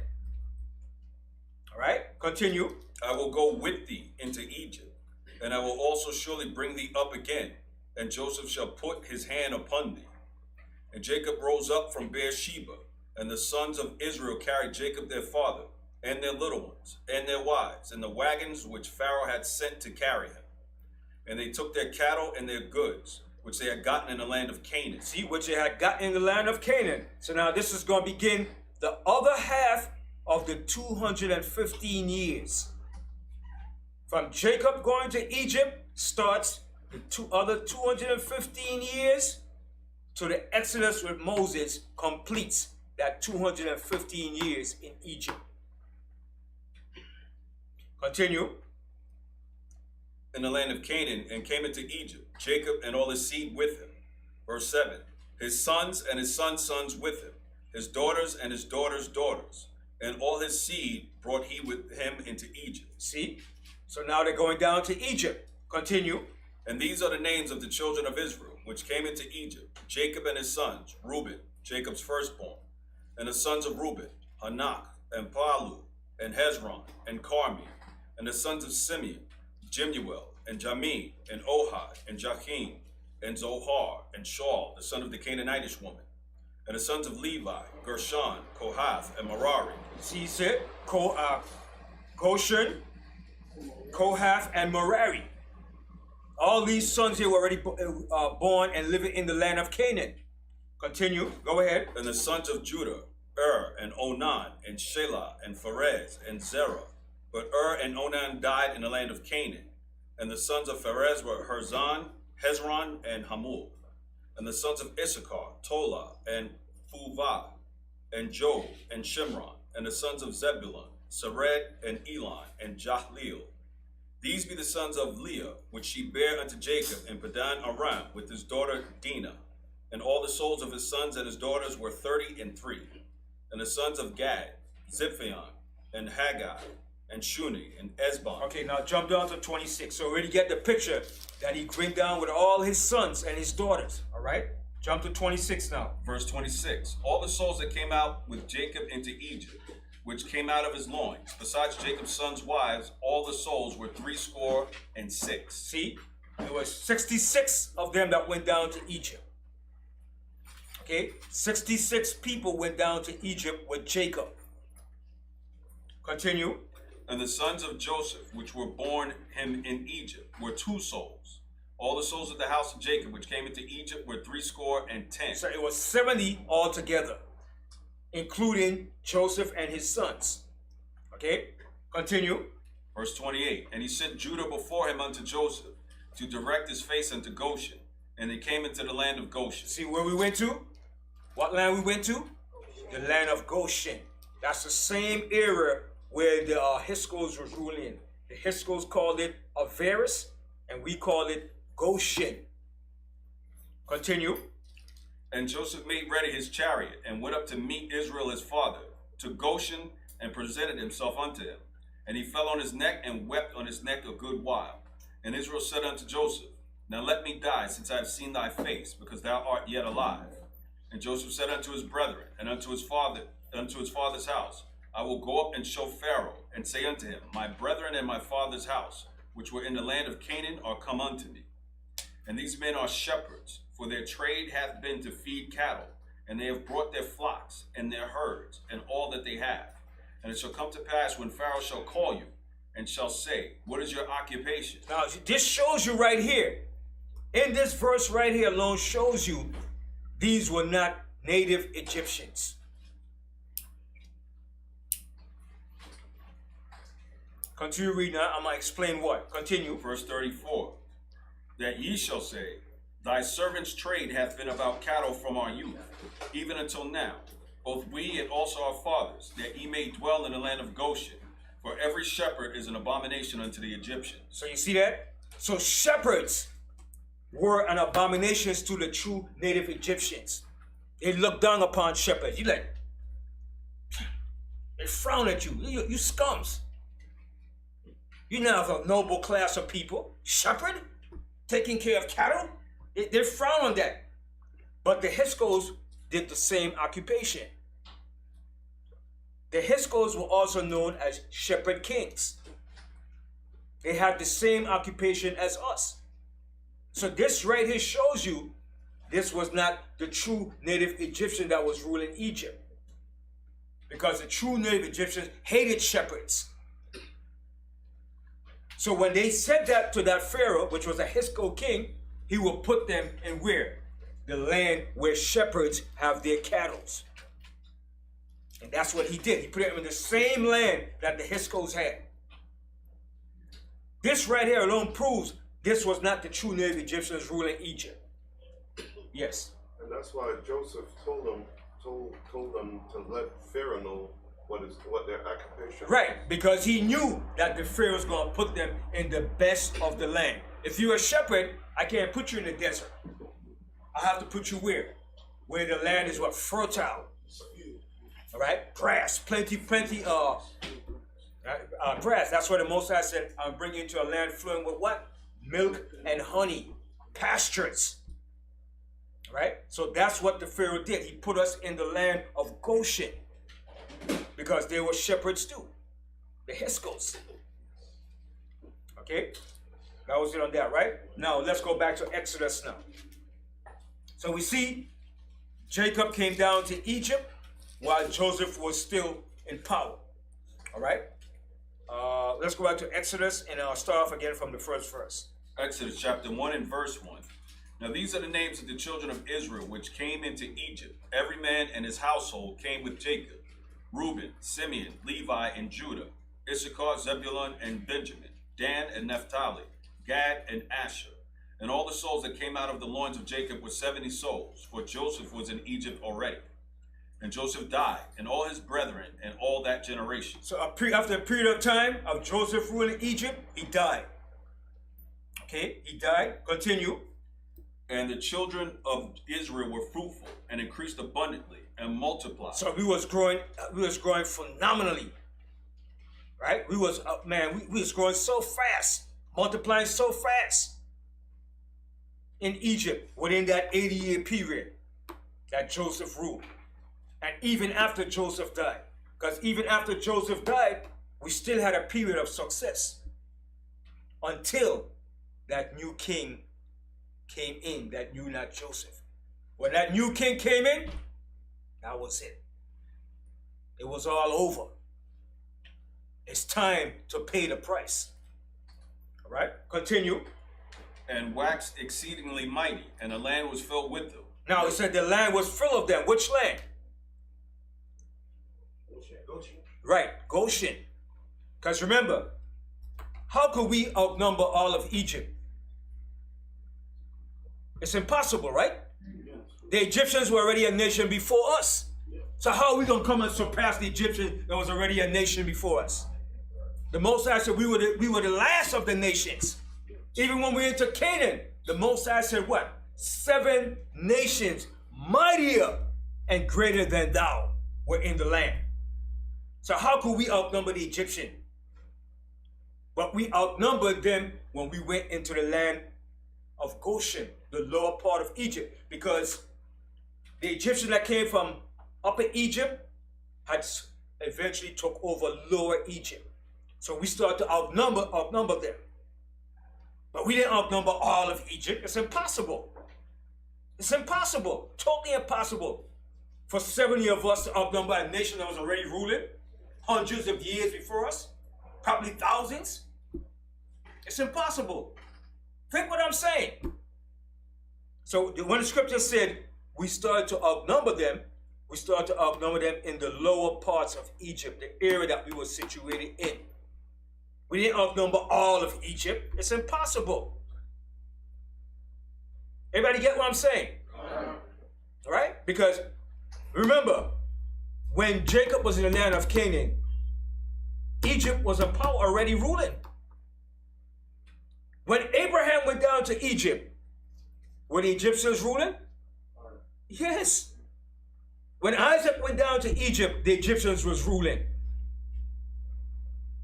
And when Abraham went down to Egypt, were we born yet?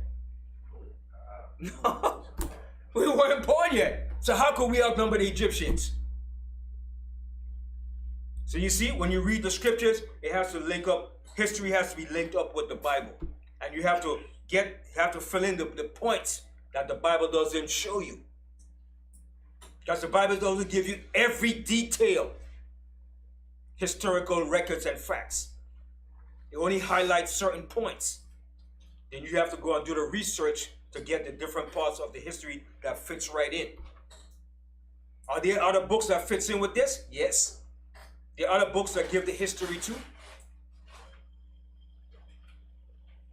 Understand? We didn't just have these these 70 books. We had many books, many records.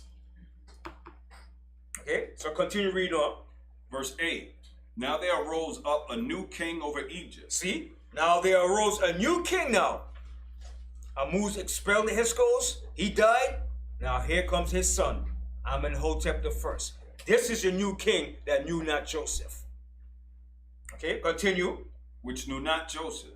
And he said unto his people. What does it mean when he said he knew not Joseph?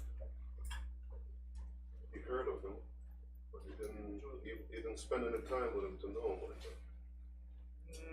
Kind of. You're on the right track. Kind of. He didn't care for Joseph. He didn't care for what Joseph did for us in Egypt, or what Joseph did in Egypt.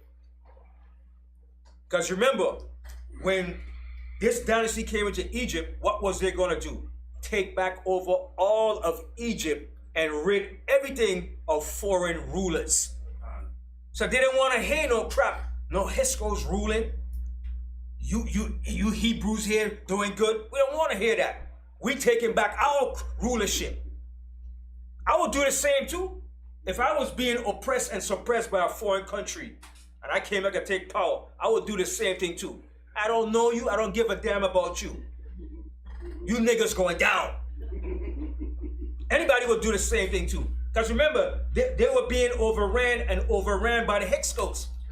And the Egyptians hated the Hyksos, man. It's of all history that Egypt highlighted, this one of the Hyksos was never highlighted. They said that was the most embarrassing, the most humiliating point of history of Egypt, when the Hyksos ruled Egypt. So you think they're gonna come and say, hi, Hyksos, we love you? No. So that's why he said, I knew not Joseph. I don't give a damn how good he was. I ain't trying to hear him. I'm the new man in town. I'm the new boss. That's what it meant by that. He knew not Joseph. Ain't trying to hear what Joseph did for us.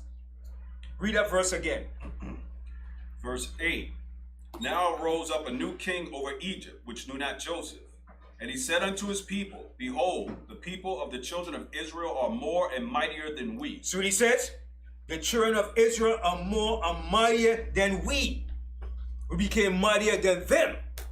Because that was a family dynasty that took over Egypt. So we began to outnumber that particular group of Egyptians that took over that 18th dynasty. And that dynasty was known as the Theban dynasty. It came from Thebes, which is upper Egypt. All right, that's what it means. We became mightier than them. Not all over all Egypt. We became mightier than that dynasty that ruled that particular dynasty of Egypt. Continue. Verse 10. Come on, let us deal with them wisely. So he said, let us deal with them wisely. Let's devise crafty devices to deal with them. Because remember, when they took over Egypt, they still had rivals. Who was their rivals? Who said it? The Nubians. The Nubians, the Ethiopians were still their rivals. Because they were still fighting against the Nubians. They expelled the Hyksos, so that's one problem gone. Okay, we got the Hyksos out now, but wait, we still got the Nubians there. All right, continue. Verse 10. Come on, let us deal with them wisely, lest they multiply. And it come to pass that when there falleth out any war. See what he says? So he was thinking of what? Political, socially. He was thinking, wait a minute. We just can't just do anything to them now. Because if anything happened now, they're going to join forces with the Nubians. Because the Hyksos had affiliation with the Nubians too. That's why they was able to keep Egypt suppressed. Okay, continue.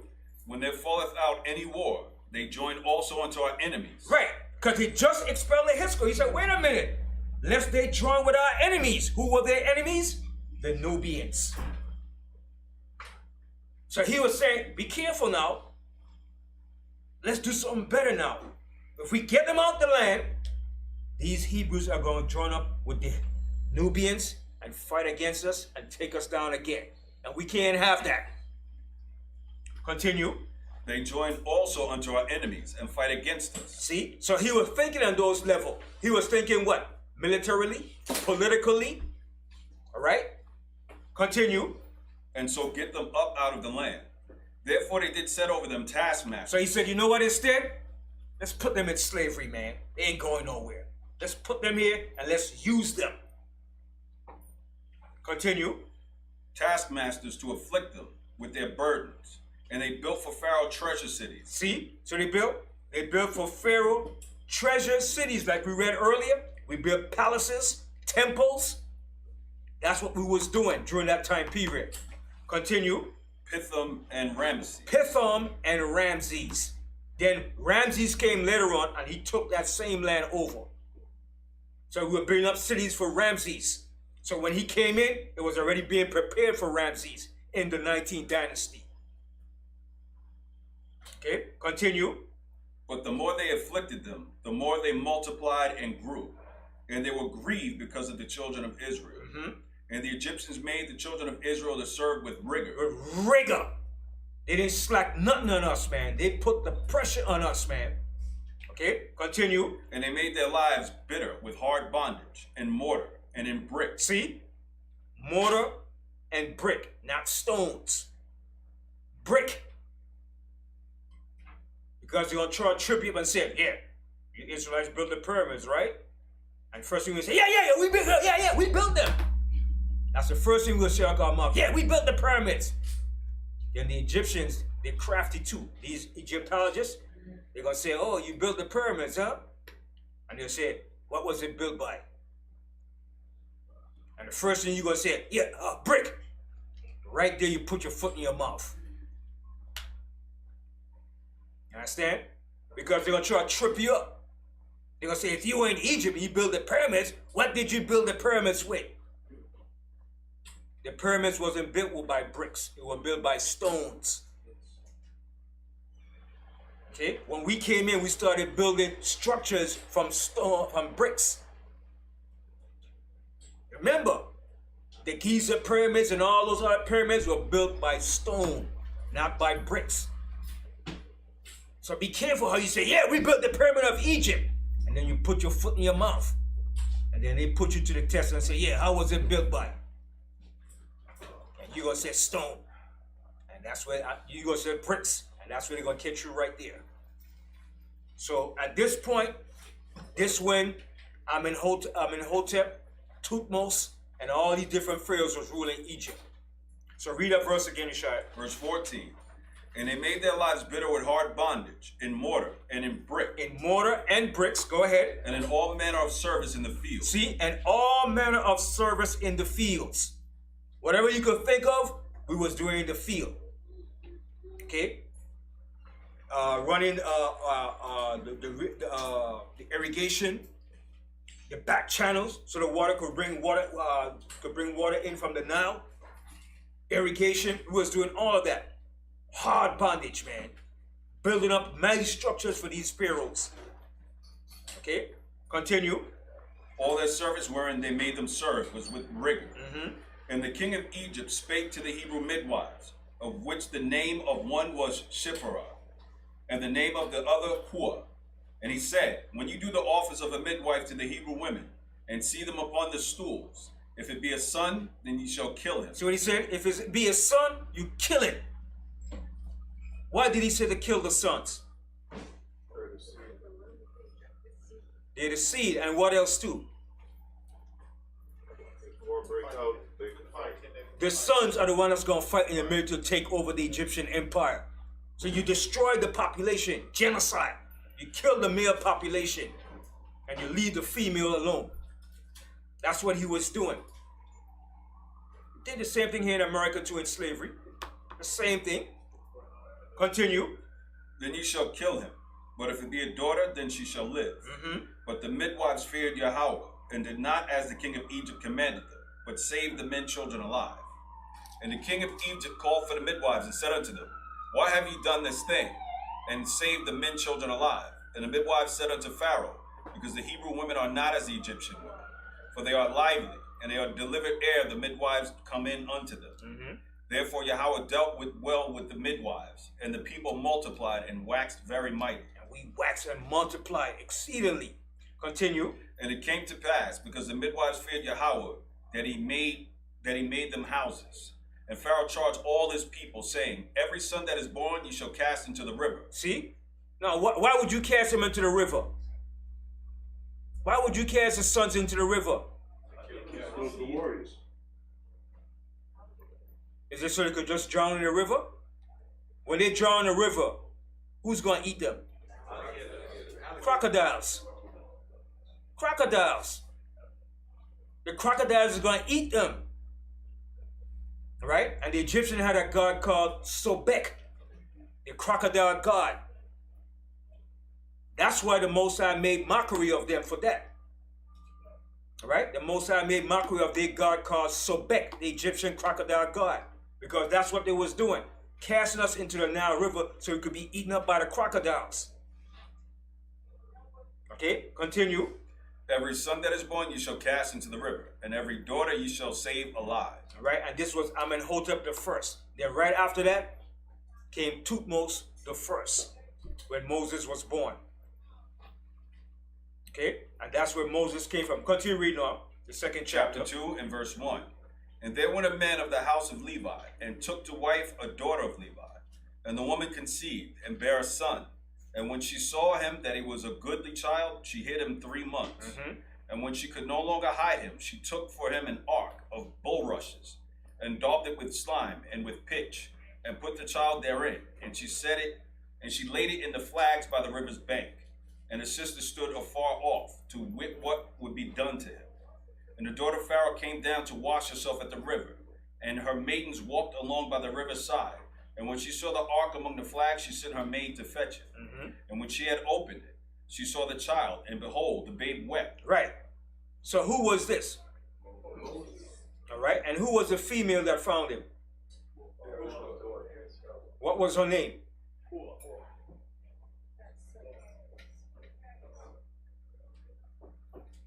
I'll spell it for you. Write it down. All right.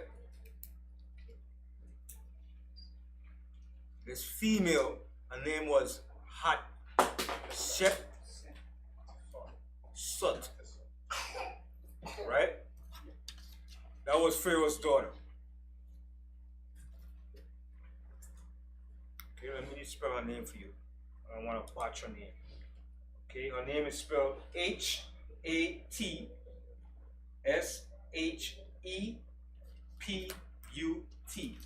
Hatshepsut. H-A-T-S-H-E-P-U-T.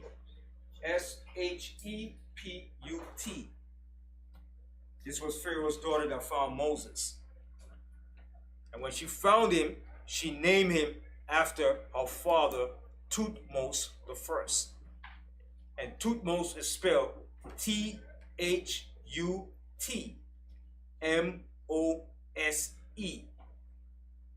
And this was Thutmose the first. Right? When Moses was born. So you see how it links up? So everything links up. The only way you can find this, you have to go into the 18th dynasty. And when you go into the 18th dynasty, you'll see the names of all the kings that reigned in that 18th dynasty. Then you have to fit the pieces in. All right? So Thutmose the first, that was her father. All right? Continue reading on. The babe wept, and she had compassion on him, and said, "This is one of the Hebrews' children." See, she said, this is one of the Hebrews' children. How did she know that? How did she know that? How did she know that was one of the Hebrews' children? Why did she say, oh, that's an Egyptian baby, oh, that's... When she said, that was, oh, my father's children. Because the father was telling them to throw the children into the Nile. That too, and what else? The blanket that he was wrapped in. The blanket that he was wrapped in. Right. It was a Hebrew apparel that he had wrapped up into. Every culture knew the different cultures. It's only now we might don't know, what is it? But back then, cultures knew one another from what? Their dress code and from their names. The Egyptians knew us. They knew that we were not their people. That's when she saw it, she's like, wow, that's one of the Hebrews' baby. Right off the bat, she knew it was a Hebrew baby. We looked different. Even though we were both dark-skinned, but we looked different. Okay, continue. Verse 7. Then said his sister to Pharaoh's daughter, "Shall I go and call to thee a nurse of the Hebrew women, that she may nurse the child for thee?" And Pharaoh's daughter said to her, "Go." And the maid went and called the child's mother. And Pharaoh's daughter said unto her, "Take this child away and nurse it for me, and I will give thee thy wages." And the woman took the child and nursed it. And the child grew, and she brought him unto Pharaoh's daughter, and he became her son. See, and he became her son, her stepson. She classified Moses as her son. So if she classified Moses as son, more than likely she's going to name it after her father, because he was a great pharaoh. And most of the times, most pharaohs named their sons after them. Whether they're the first, the second, the third, the fourth. Let me give you an example. How many Ramses was there? Was there only one Ramsey? There was a slew of Ramses. All right? It was, I think, at least 10 or 12 Ramses, or probably more. Yes. I have a question. So they named after them, they got a name after them, like their full name, the first name, the last name. Right. They give them their birth name Yeah. and their throne name. Okay. So the name that they was born with, from the time they came to the mother's womb to the time they ascend the throne as a king of Egypt. What if they don't have the same last name as they fall in the same first name, they still named after? They still keep that title from that dynasty of the family line. Okay, you still got the Jew. Yeah. All right. So for every pharaoh had a throne name and a birth name. So a lot of times when you try to look it up, you say, well, I don't sure that you have to look up under his throne name when he became a pharaoh, ruling in the throne. Then you have to look up his birth name. Okay. Continue. And she called his name Moses. What verse you in? The end of 10. And the 10, right? Go ahead. And she called his name Moses. And she said, because I drew him out of the water. Because I drew him out of the water. All right, continue. Moses kills an Egyptian, just so you know. And it comes to pass in those days, when Moses was grown, that he went out unto his brethren, and looked on their burdens, and he spied an Egyptian smiting in Hebrew. Now, in these verses here, these are years gone by, years between each of these verses. Because when you get down here now to the 11th verse, this is 40 years after. This is like 40 years after, now that he's a full-grown man. Because in the 10th verse, he was what? A baby, right? Now when you get to the 11th verse, he's what? 40 years old right here. All right, so it's period of history and time between each verses. Continue. And it came to pass in those days, when Moses was grown, that he went out unto his brethren, and looked on their burdens, and he spied an Egyptian smiting in Hebrew, one of his brethren. See? So he knew. Moses knew he was a Hebrew. It wasn't a big secret. He knew because he saw the Egyptians smiting his Hebrew brother, and he didn't like that. Continue. And he looked this way and that way. And when he saw that there was no man, he slew the Egyptian. He slew that Egyptian. He probably choke him out or probably stab him or something. All right? Because you know Moses was a warrior too. Moses wasn't a pushover, man. Moses was a general in the Egyptian army. Continue. He slew the Egyptian and hid him in the sand. And when he went out the second day, behold, 2 men of the Hebrews strove together. And he said to them that did the wrong, wherefore smitest thou thy fellow? And he said, who made thee a prince and a judge over us? Typical Israelite. Yo, who you are, man? Who you think you are, man? Who judge over us, man? And it's always the one that's wrong doing the most talking. Continue. Intendest thou to kill me as thou killed the Egyptian? See what he said? He said, what? You gonna kill me like you killed that Egyptian too, Negro? That's our people for you. Yeah, you gonna kill me now, huh? Yeah, what you gonna do? You gonna kill me now because of that? So when Moses saw that, go ahead. And Moses feared and said, surely this thing is known. So Moses feared. Why did Moses fear? Why did he fear? Retaliation. Right, the retaliation, because he was still an officer or a general in the Egyptian army. That's considered what? Treason. That's worthy of death. So Moses said, wow, this thing is known now. And you know he was going to rat. That's an Israelite right there. He's going to rat for cheap. You ain't got to pay him off. Tell me who did it. Yeah, the general you had there. Right away, the Egyptians going to say, the general? The only general we have is Moses. All right? Continue. Verse 15. Now when Pharaoh heard this thing, he sought to slay Moses. Now, this was another Pharaoh now that came into power. This Pharaoh here was Thutmose II. All right? There's another Pharaoh here now. Continue. But Moses fled from the face of Pharaoh and dwelt in the land of Midian. Where is the land of Midian? Ethiopia. Why y'all keep saying Ethiopia? Why y'all keep saying Ethiopia? The land of Midian is Saudi Arabia. Right? They were the Midianites. Abraham's son through Keturah. but they're still family to Ishmael because they all dwelt in that same area. Right? Remember, the land of Midian is a large land. It's bigger than Egypt. Way bigger than Egypt, man. Saudi Arabia, it's a big country, man. Massive. So all the families of Keturah, of Ishmael, they all live in that land, in the land of Midian. Now today Saudi Arabia is comprised of what? Qatar, Kuwait, Yemen, United Arab Emirates. All that is Saudi Arabia in one big shebang. That's where all the families of Keturah, which are the Midianites, and the sons of Ishmael, they live in that area. And remember, Ishmael had, how many princes Ishmael had? How much? 12, just like Israel. He had 12 princes. Okay, continue. Now when Pharaoh heard this thing, he sought to slay Moses. So when Moses heard this, he said, I gotta kill Moses now. I gotta kill this dude, man. Because the whole vibration is gonna spread through the Egyptian influence. And that's gonna cause what? Division.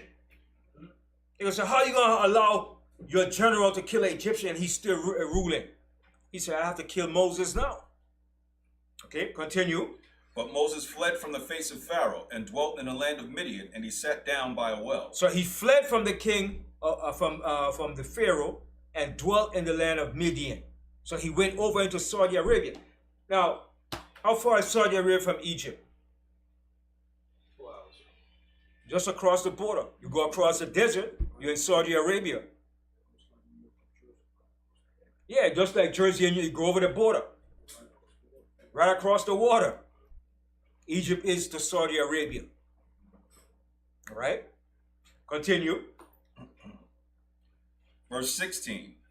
Now the priest of Midian had 7 daughters, and they came and drew water, and filled the troughs to water their father's flock.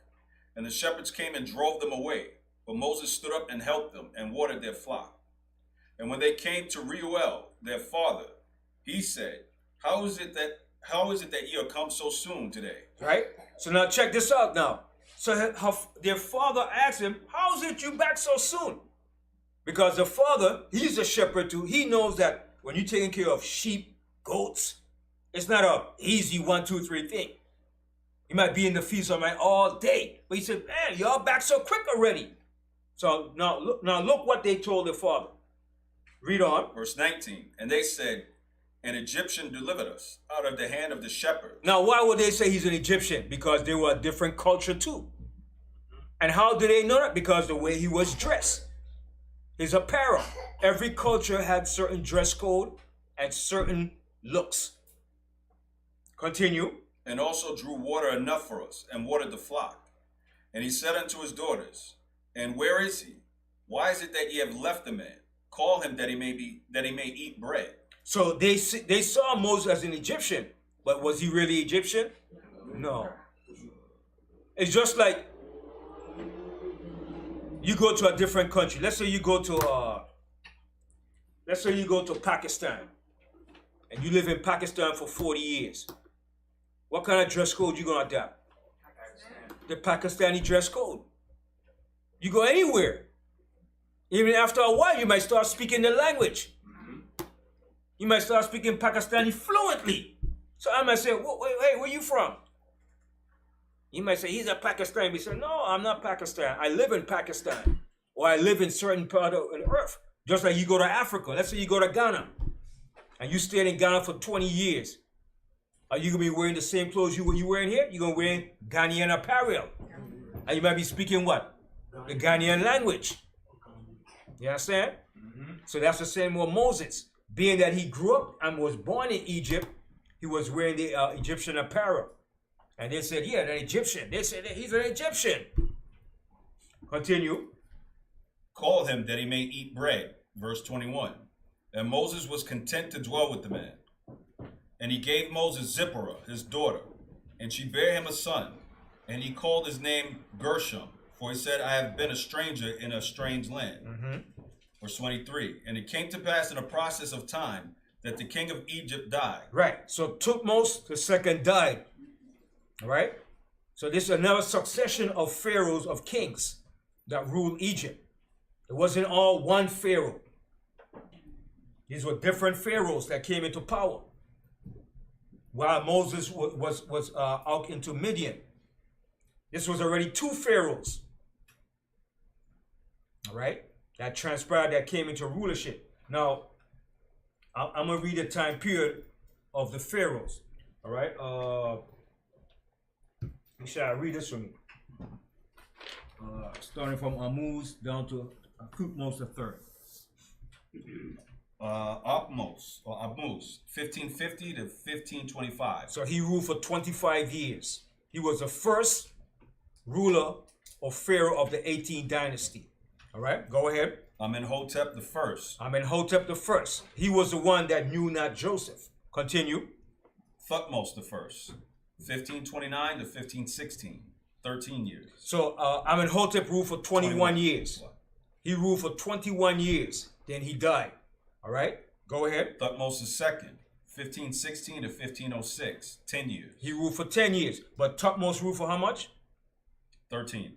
Thutmose ruled for 13 years. All right, go ahead. Hatshepsut, 1504 to 1484, 20 years. She ruled for 20 years. All right, go ahead. Thutmose III, 1506 to 1452, 54 years. He ruled the longest. Of all the pharaohs that took over from that 18th dynasty, he ruled the longest. Then, one of the longest ruling pharaohs that came after in the 19th dynasty, what was his name? And he ruled the longest. He was famous. King Tut lived a short period of time. Ramses ruled for a long time, and he said he had like over 150 children. All right, he ruled for about 67 years in the 19th dynasty.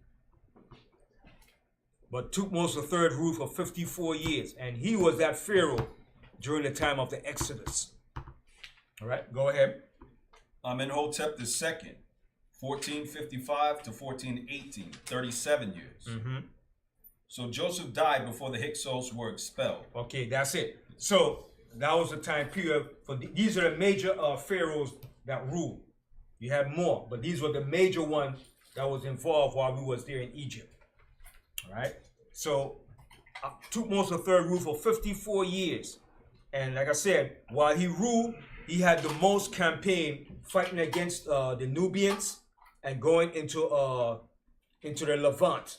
He had 17 annual campaigns, but the 18th one, he didn't make it because his army was decimated. How was his army decimated? His army got destroyed in the Red Sea during the Exodus. Now, the Most High allowed him to live to see the destruction of his army. All right? Then after that, when he died, another pharaoh came in and took over. All right? So we left that 18th dynasty while that dynasty was still ruling.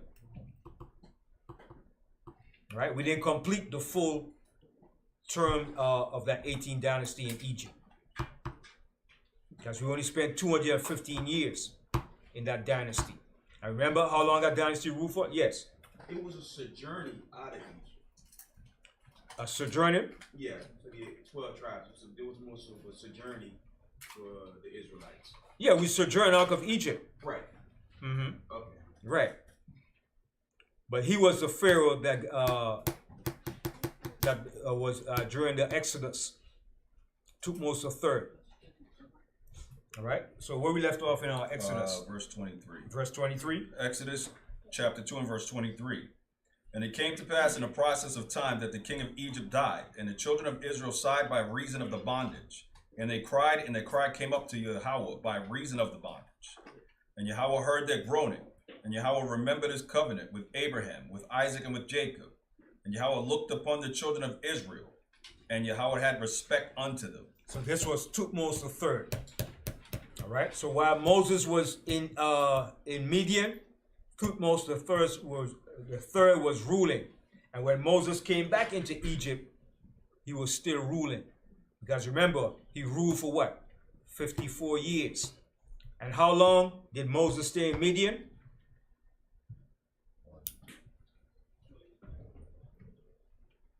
How long did Moses stay in Midian? 40 years. All right. Remember, Moses left Egypt at 40, went down to Midian, and stayed in Midian for 40 years. Then at the end of 40 years, he came back where? Into Egypt. At what age? 80. So those 40 years that he was gone, Thutmose III began to rule. And how long did Thutmose rule for? 54 years. So it ties right in with the time period that Moses was exiled from Egypt and came back. And then when you go to Exodus, the 7th chapter now, let's go to Exodus, the 7th chapter. And start from the first verse. So this same Thutmose III was ruling when Moses came back into Egypt. Exodus 7 and 1. Exodus chapter 7 and verse 1. And Adonai said unto Moses, See, I have made thee a god to Pharaoh, and Aaron thy brother shall be thy prophet. Thou shalt speak all that I command thee, and Aaron thy brother shall speak unto Pharaoh, that he send the children of Israel out of his land. And I will harden Pharaoh's heart, and multiply my signs and my wonders in the land of Egypt. But Pharaoh shall not hearken unto you, that I may lay my hand upon Egypt, and bring forth mine armies and my people, the children of Israel, out of the land of Egypt by great judgments. And the Egyptians shall know that I am Yahweh, when I stretch forth my hand upon Egypt, and shall bring out the children of Israel from among them. And Moses and Aaron did as Yahweh commanded them. So did they. And Moses was 80 years old. See, Moses was 80 now when he met with this Pharaoh, Thutmose III.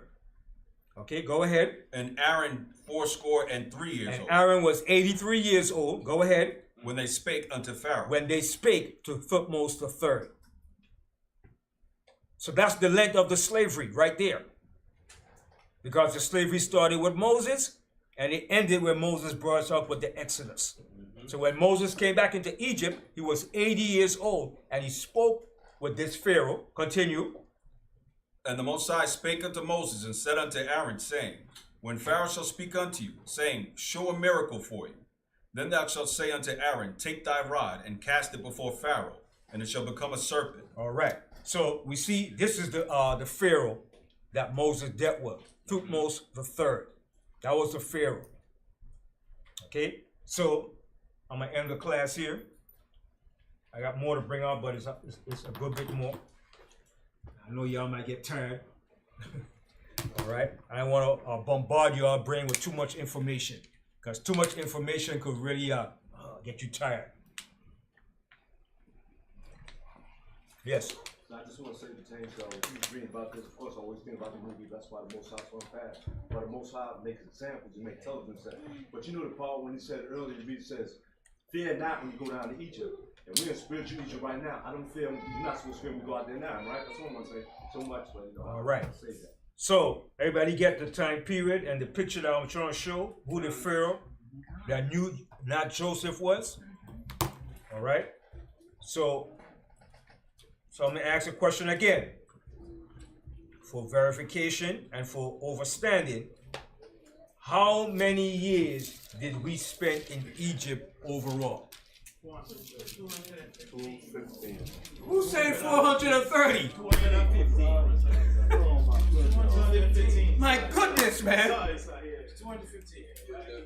215 years we spent in Egypt. How many years of it was we in slavery? 80. Okay, now y'all talking to me. All right, now y'all sound like y'all sure and positive. Okay, so when we went down to Egypt, who were the initial rulers of Egypt at that particular time? The H.O.D.C. And when we went down there, who in particular of our family was ruling Egypt? Joseph. How long did Joseph rule in Egypt? Y'all sure? Y'all sound skeptical. Y'all wrote the scriptures down? 80 years. All right? And how many years was the slavery? 80 years. 80 plus 80 is how much? 160. 160. 160 subtracted from 215 is how much? 215 minus 160 is how much? 215 minus 160. 55. What is the 55 years? Let me see if y'all can figure it out. What is the 55 years?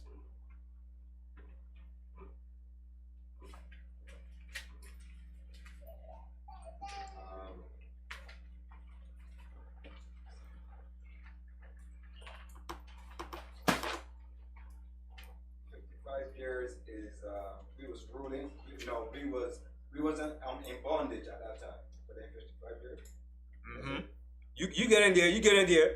The 55-year period is the gap from Joseph to Moses.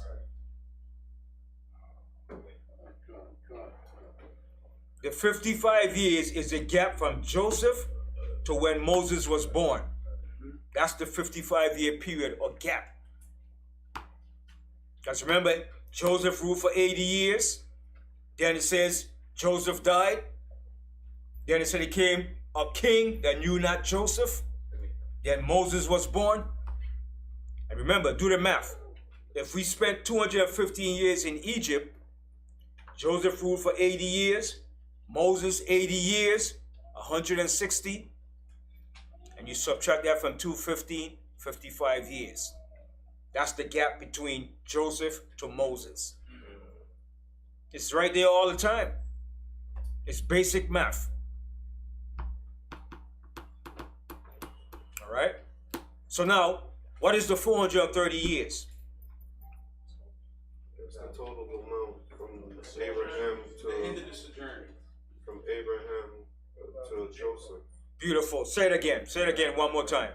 That's from Abraham to Joseph going down into Egypt. I mean to Jacob going down into Egypt with his family. You said it right the first time. From Abraham to the Exodus with Moses is the 430 years. That gives you the Exodus. All right? Because the count began with Abraham when the Most High made the covenant and the promise with Abraham in the land of Canaan to the Exodus with Moses and the children of Israel is 430 years. That's the count. That's the full count. That's your understanding of the 430 years. Right? The count began with Abraham in the land of Canaan. When he went into Canaan, from that time, then he had Isaac and he had Jacob. So from Abraham to Jacob was 215 years. And from Jacob leaving Canaan to going to Egypt until the Exodus is the other 215 years, which gives you the total of the 430 years. Not 430 years we spent in Egypt as slave. That's incorrect. There's no records, there's no history showing you our people were enslaved in Egypt for 430 years. No records you can find in Egypt showing that. Okay? And even though the Egyptians were biased, they'd at least put some kind of records concerning that. But there's no records to prove in the Egyptian annals of history that we spent 430 years as slaves in Egypt. Because even the Egyptians knew how long the Hyksos ruled Egypt for until they expelled them. And like I said, when you read Josephus, even Josephus tells you we spent 215 years in Egypt. All the other records, the Samaritan, the Septuagint, the Pentateuch, it tells you we spent 215 years in Egypt. How did they do their power transfer? Did they vote, or how did this work? The Egyptian versus the Hyksos. How did they like, you know, today we vote. Mm-hmm. What was the process for them to make that transfer? To transfer the Egyptians, expand The power. the power. Yeah, the power. It's usually by taking over. Oh, so it was like a war. Yeah, a take over. Whoever is more dominant take over. You understand? They ain't going no voting process. You understand? But when the Hyksos came in, they worked their way up and eventually took it over because they saw the weakness of Egypt at that time. Egypt was fragile. It was divided. There was warring. So the Hyksos said, you know what? We could take this baby, man. We could take this thing. And that's what they did. And that shook up the Egyptians to see that foreign rulers came in and took over their empire. And that's what the Egyptians said. Never will that happen again. The foreign invaders come in and take over our land. So that's why the king said, let us deal wisely with them. Because he said, nah, never again. That's not going to happen. Because remember, that was one of the most embarrassing and most humiliating period in Egyptian history when the Hyksos ruled Egypt. They didn't like that thing, man. You understand? Every Egyptian dynasty was given a dynasty right after. But when the Hyksos ruled, the Egyptians said, nah, we're not part of that dynasty. They skipped that dynasty and said, we're the 17th dynasty of Egypt. They didn't take on that dynasty. They skipped that and said, we're the 17th dynasty of Egypt. Because the Hyksos ruled that 15th and 16th dynasty. And usually when you come in, you take over the next dynasty. But they said, nah, we don't have nothing to do with that dynasty. We're the 17th dynasty, and when we kick you out, we're going to become the 18th dynasty of Egypt. All right? And all the Egyptians hated that history when the Hyksos ruled. They didn't like that, man. That was embarrassing. Because the Egyptian became subject to foreign rulers. All right? So with that, I hope everybody have a better understanding. And I say shalom. Shalom.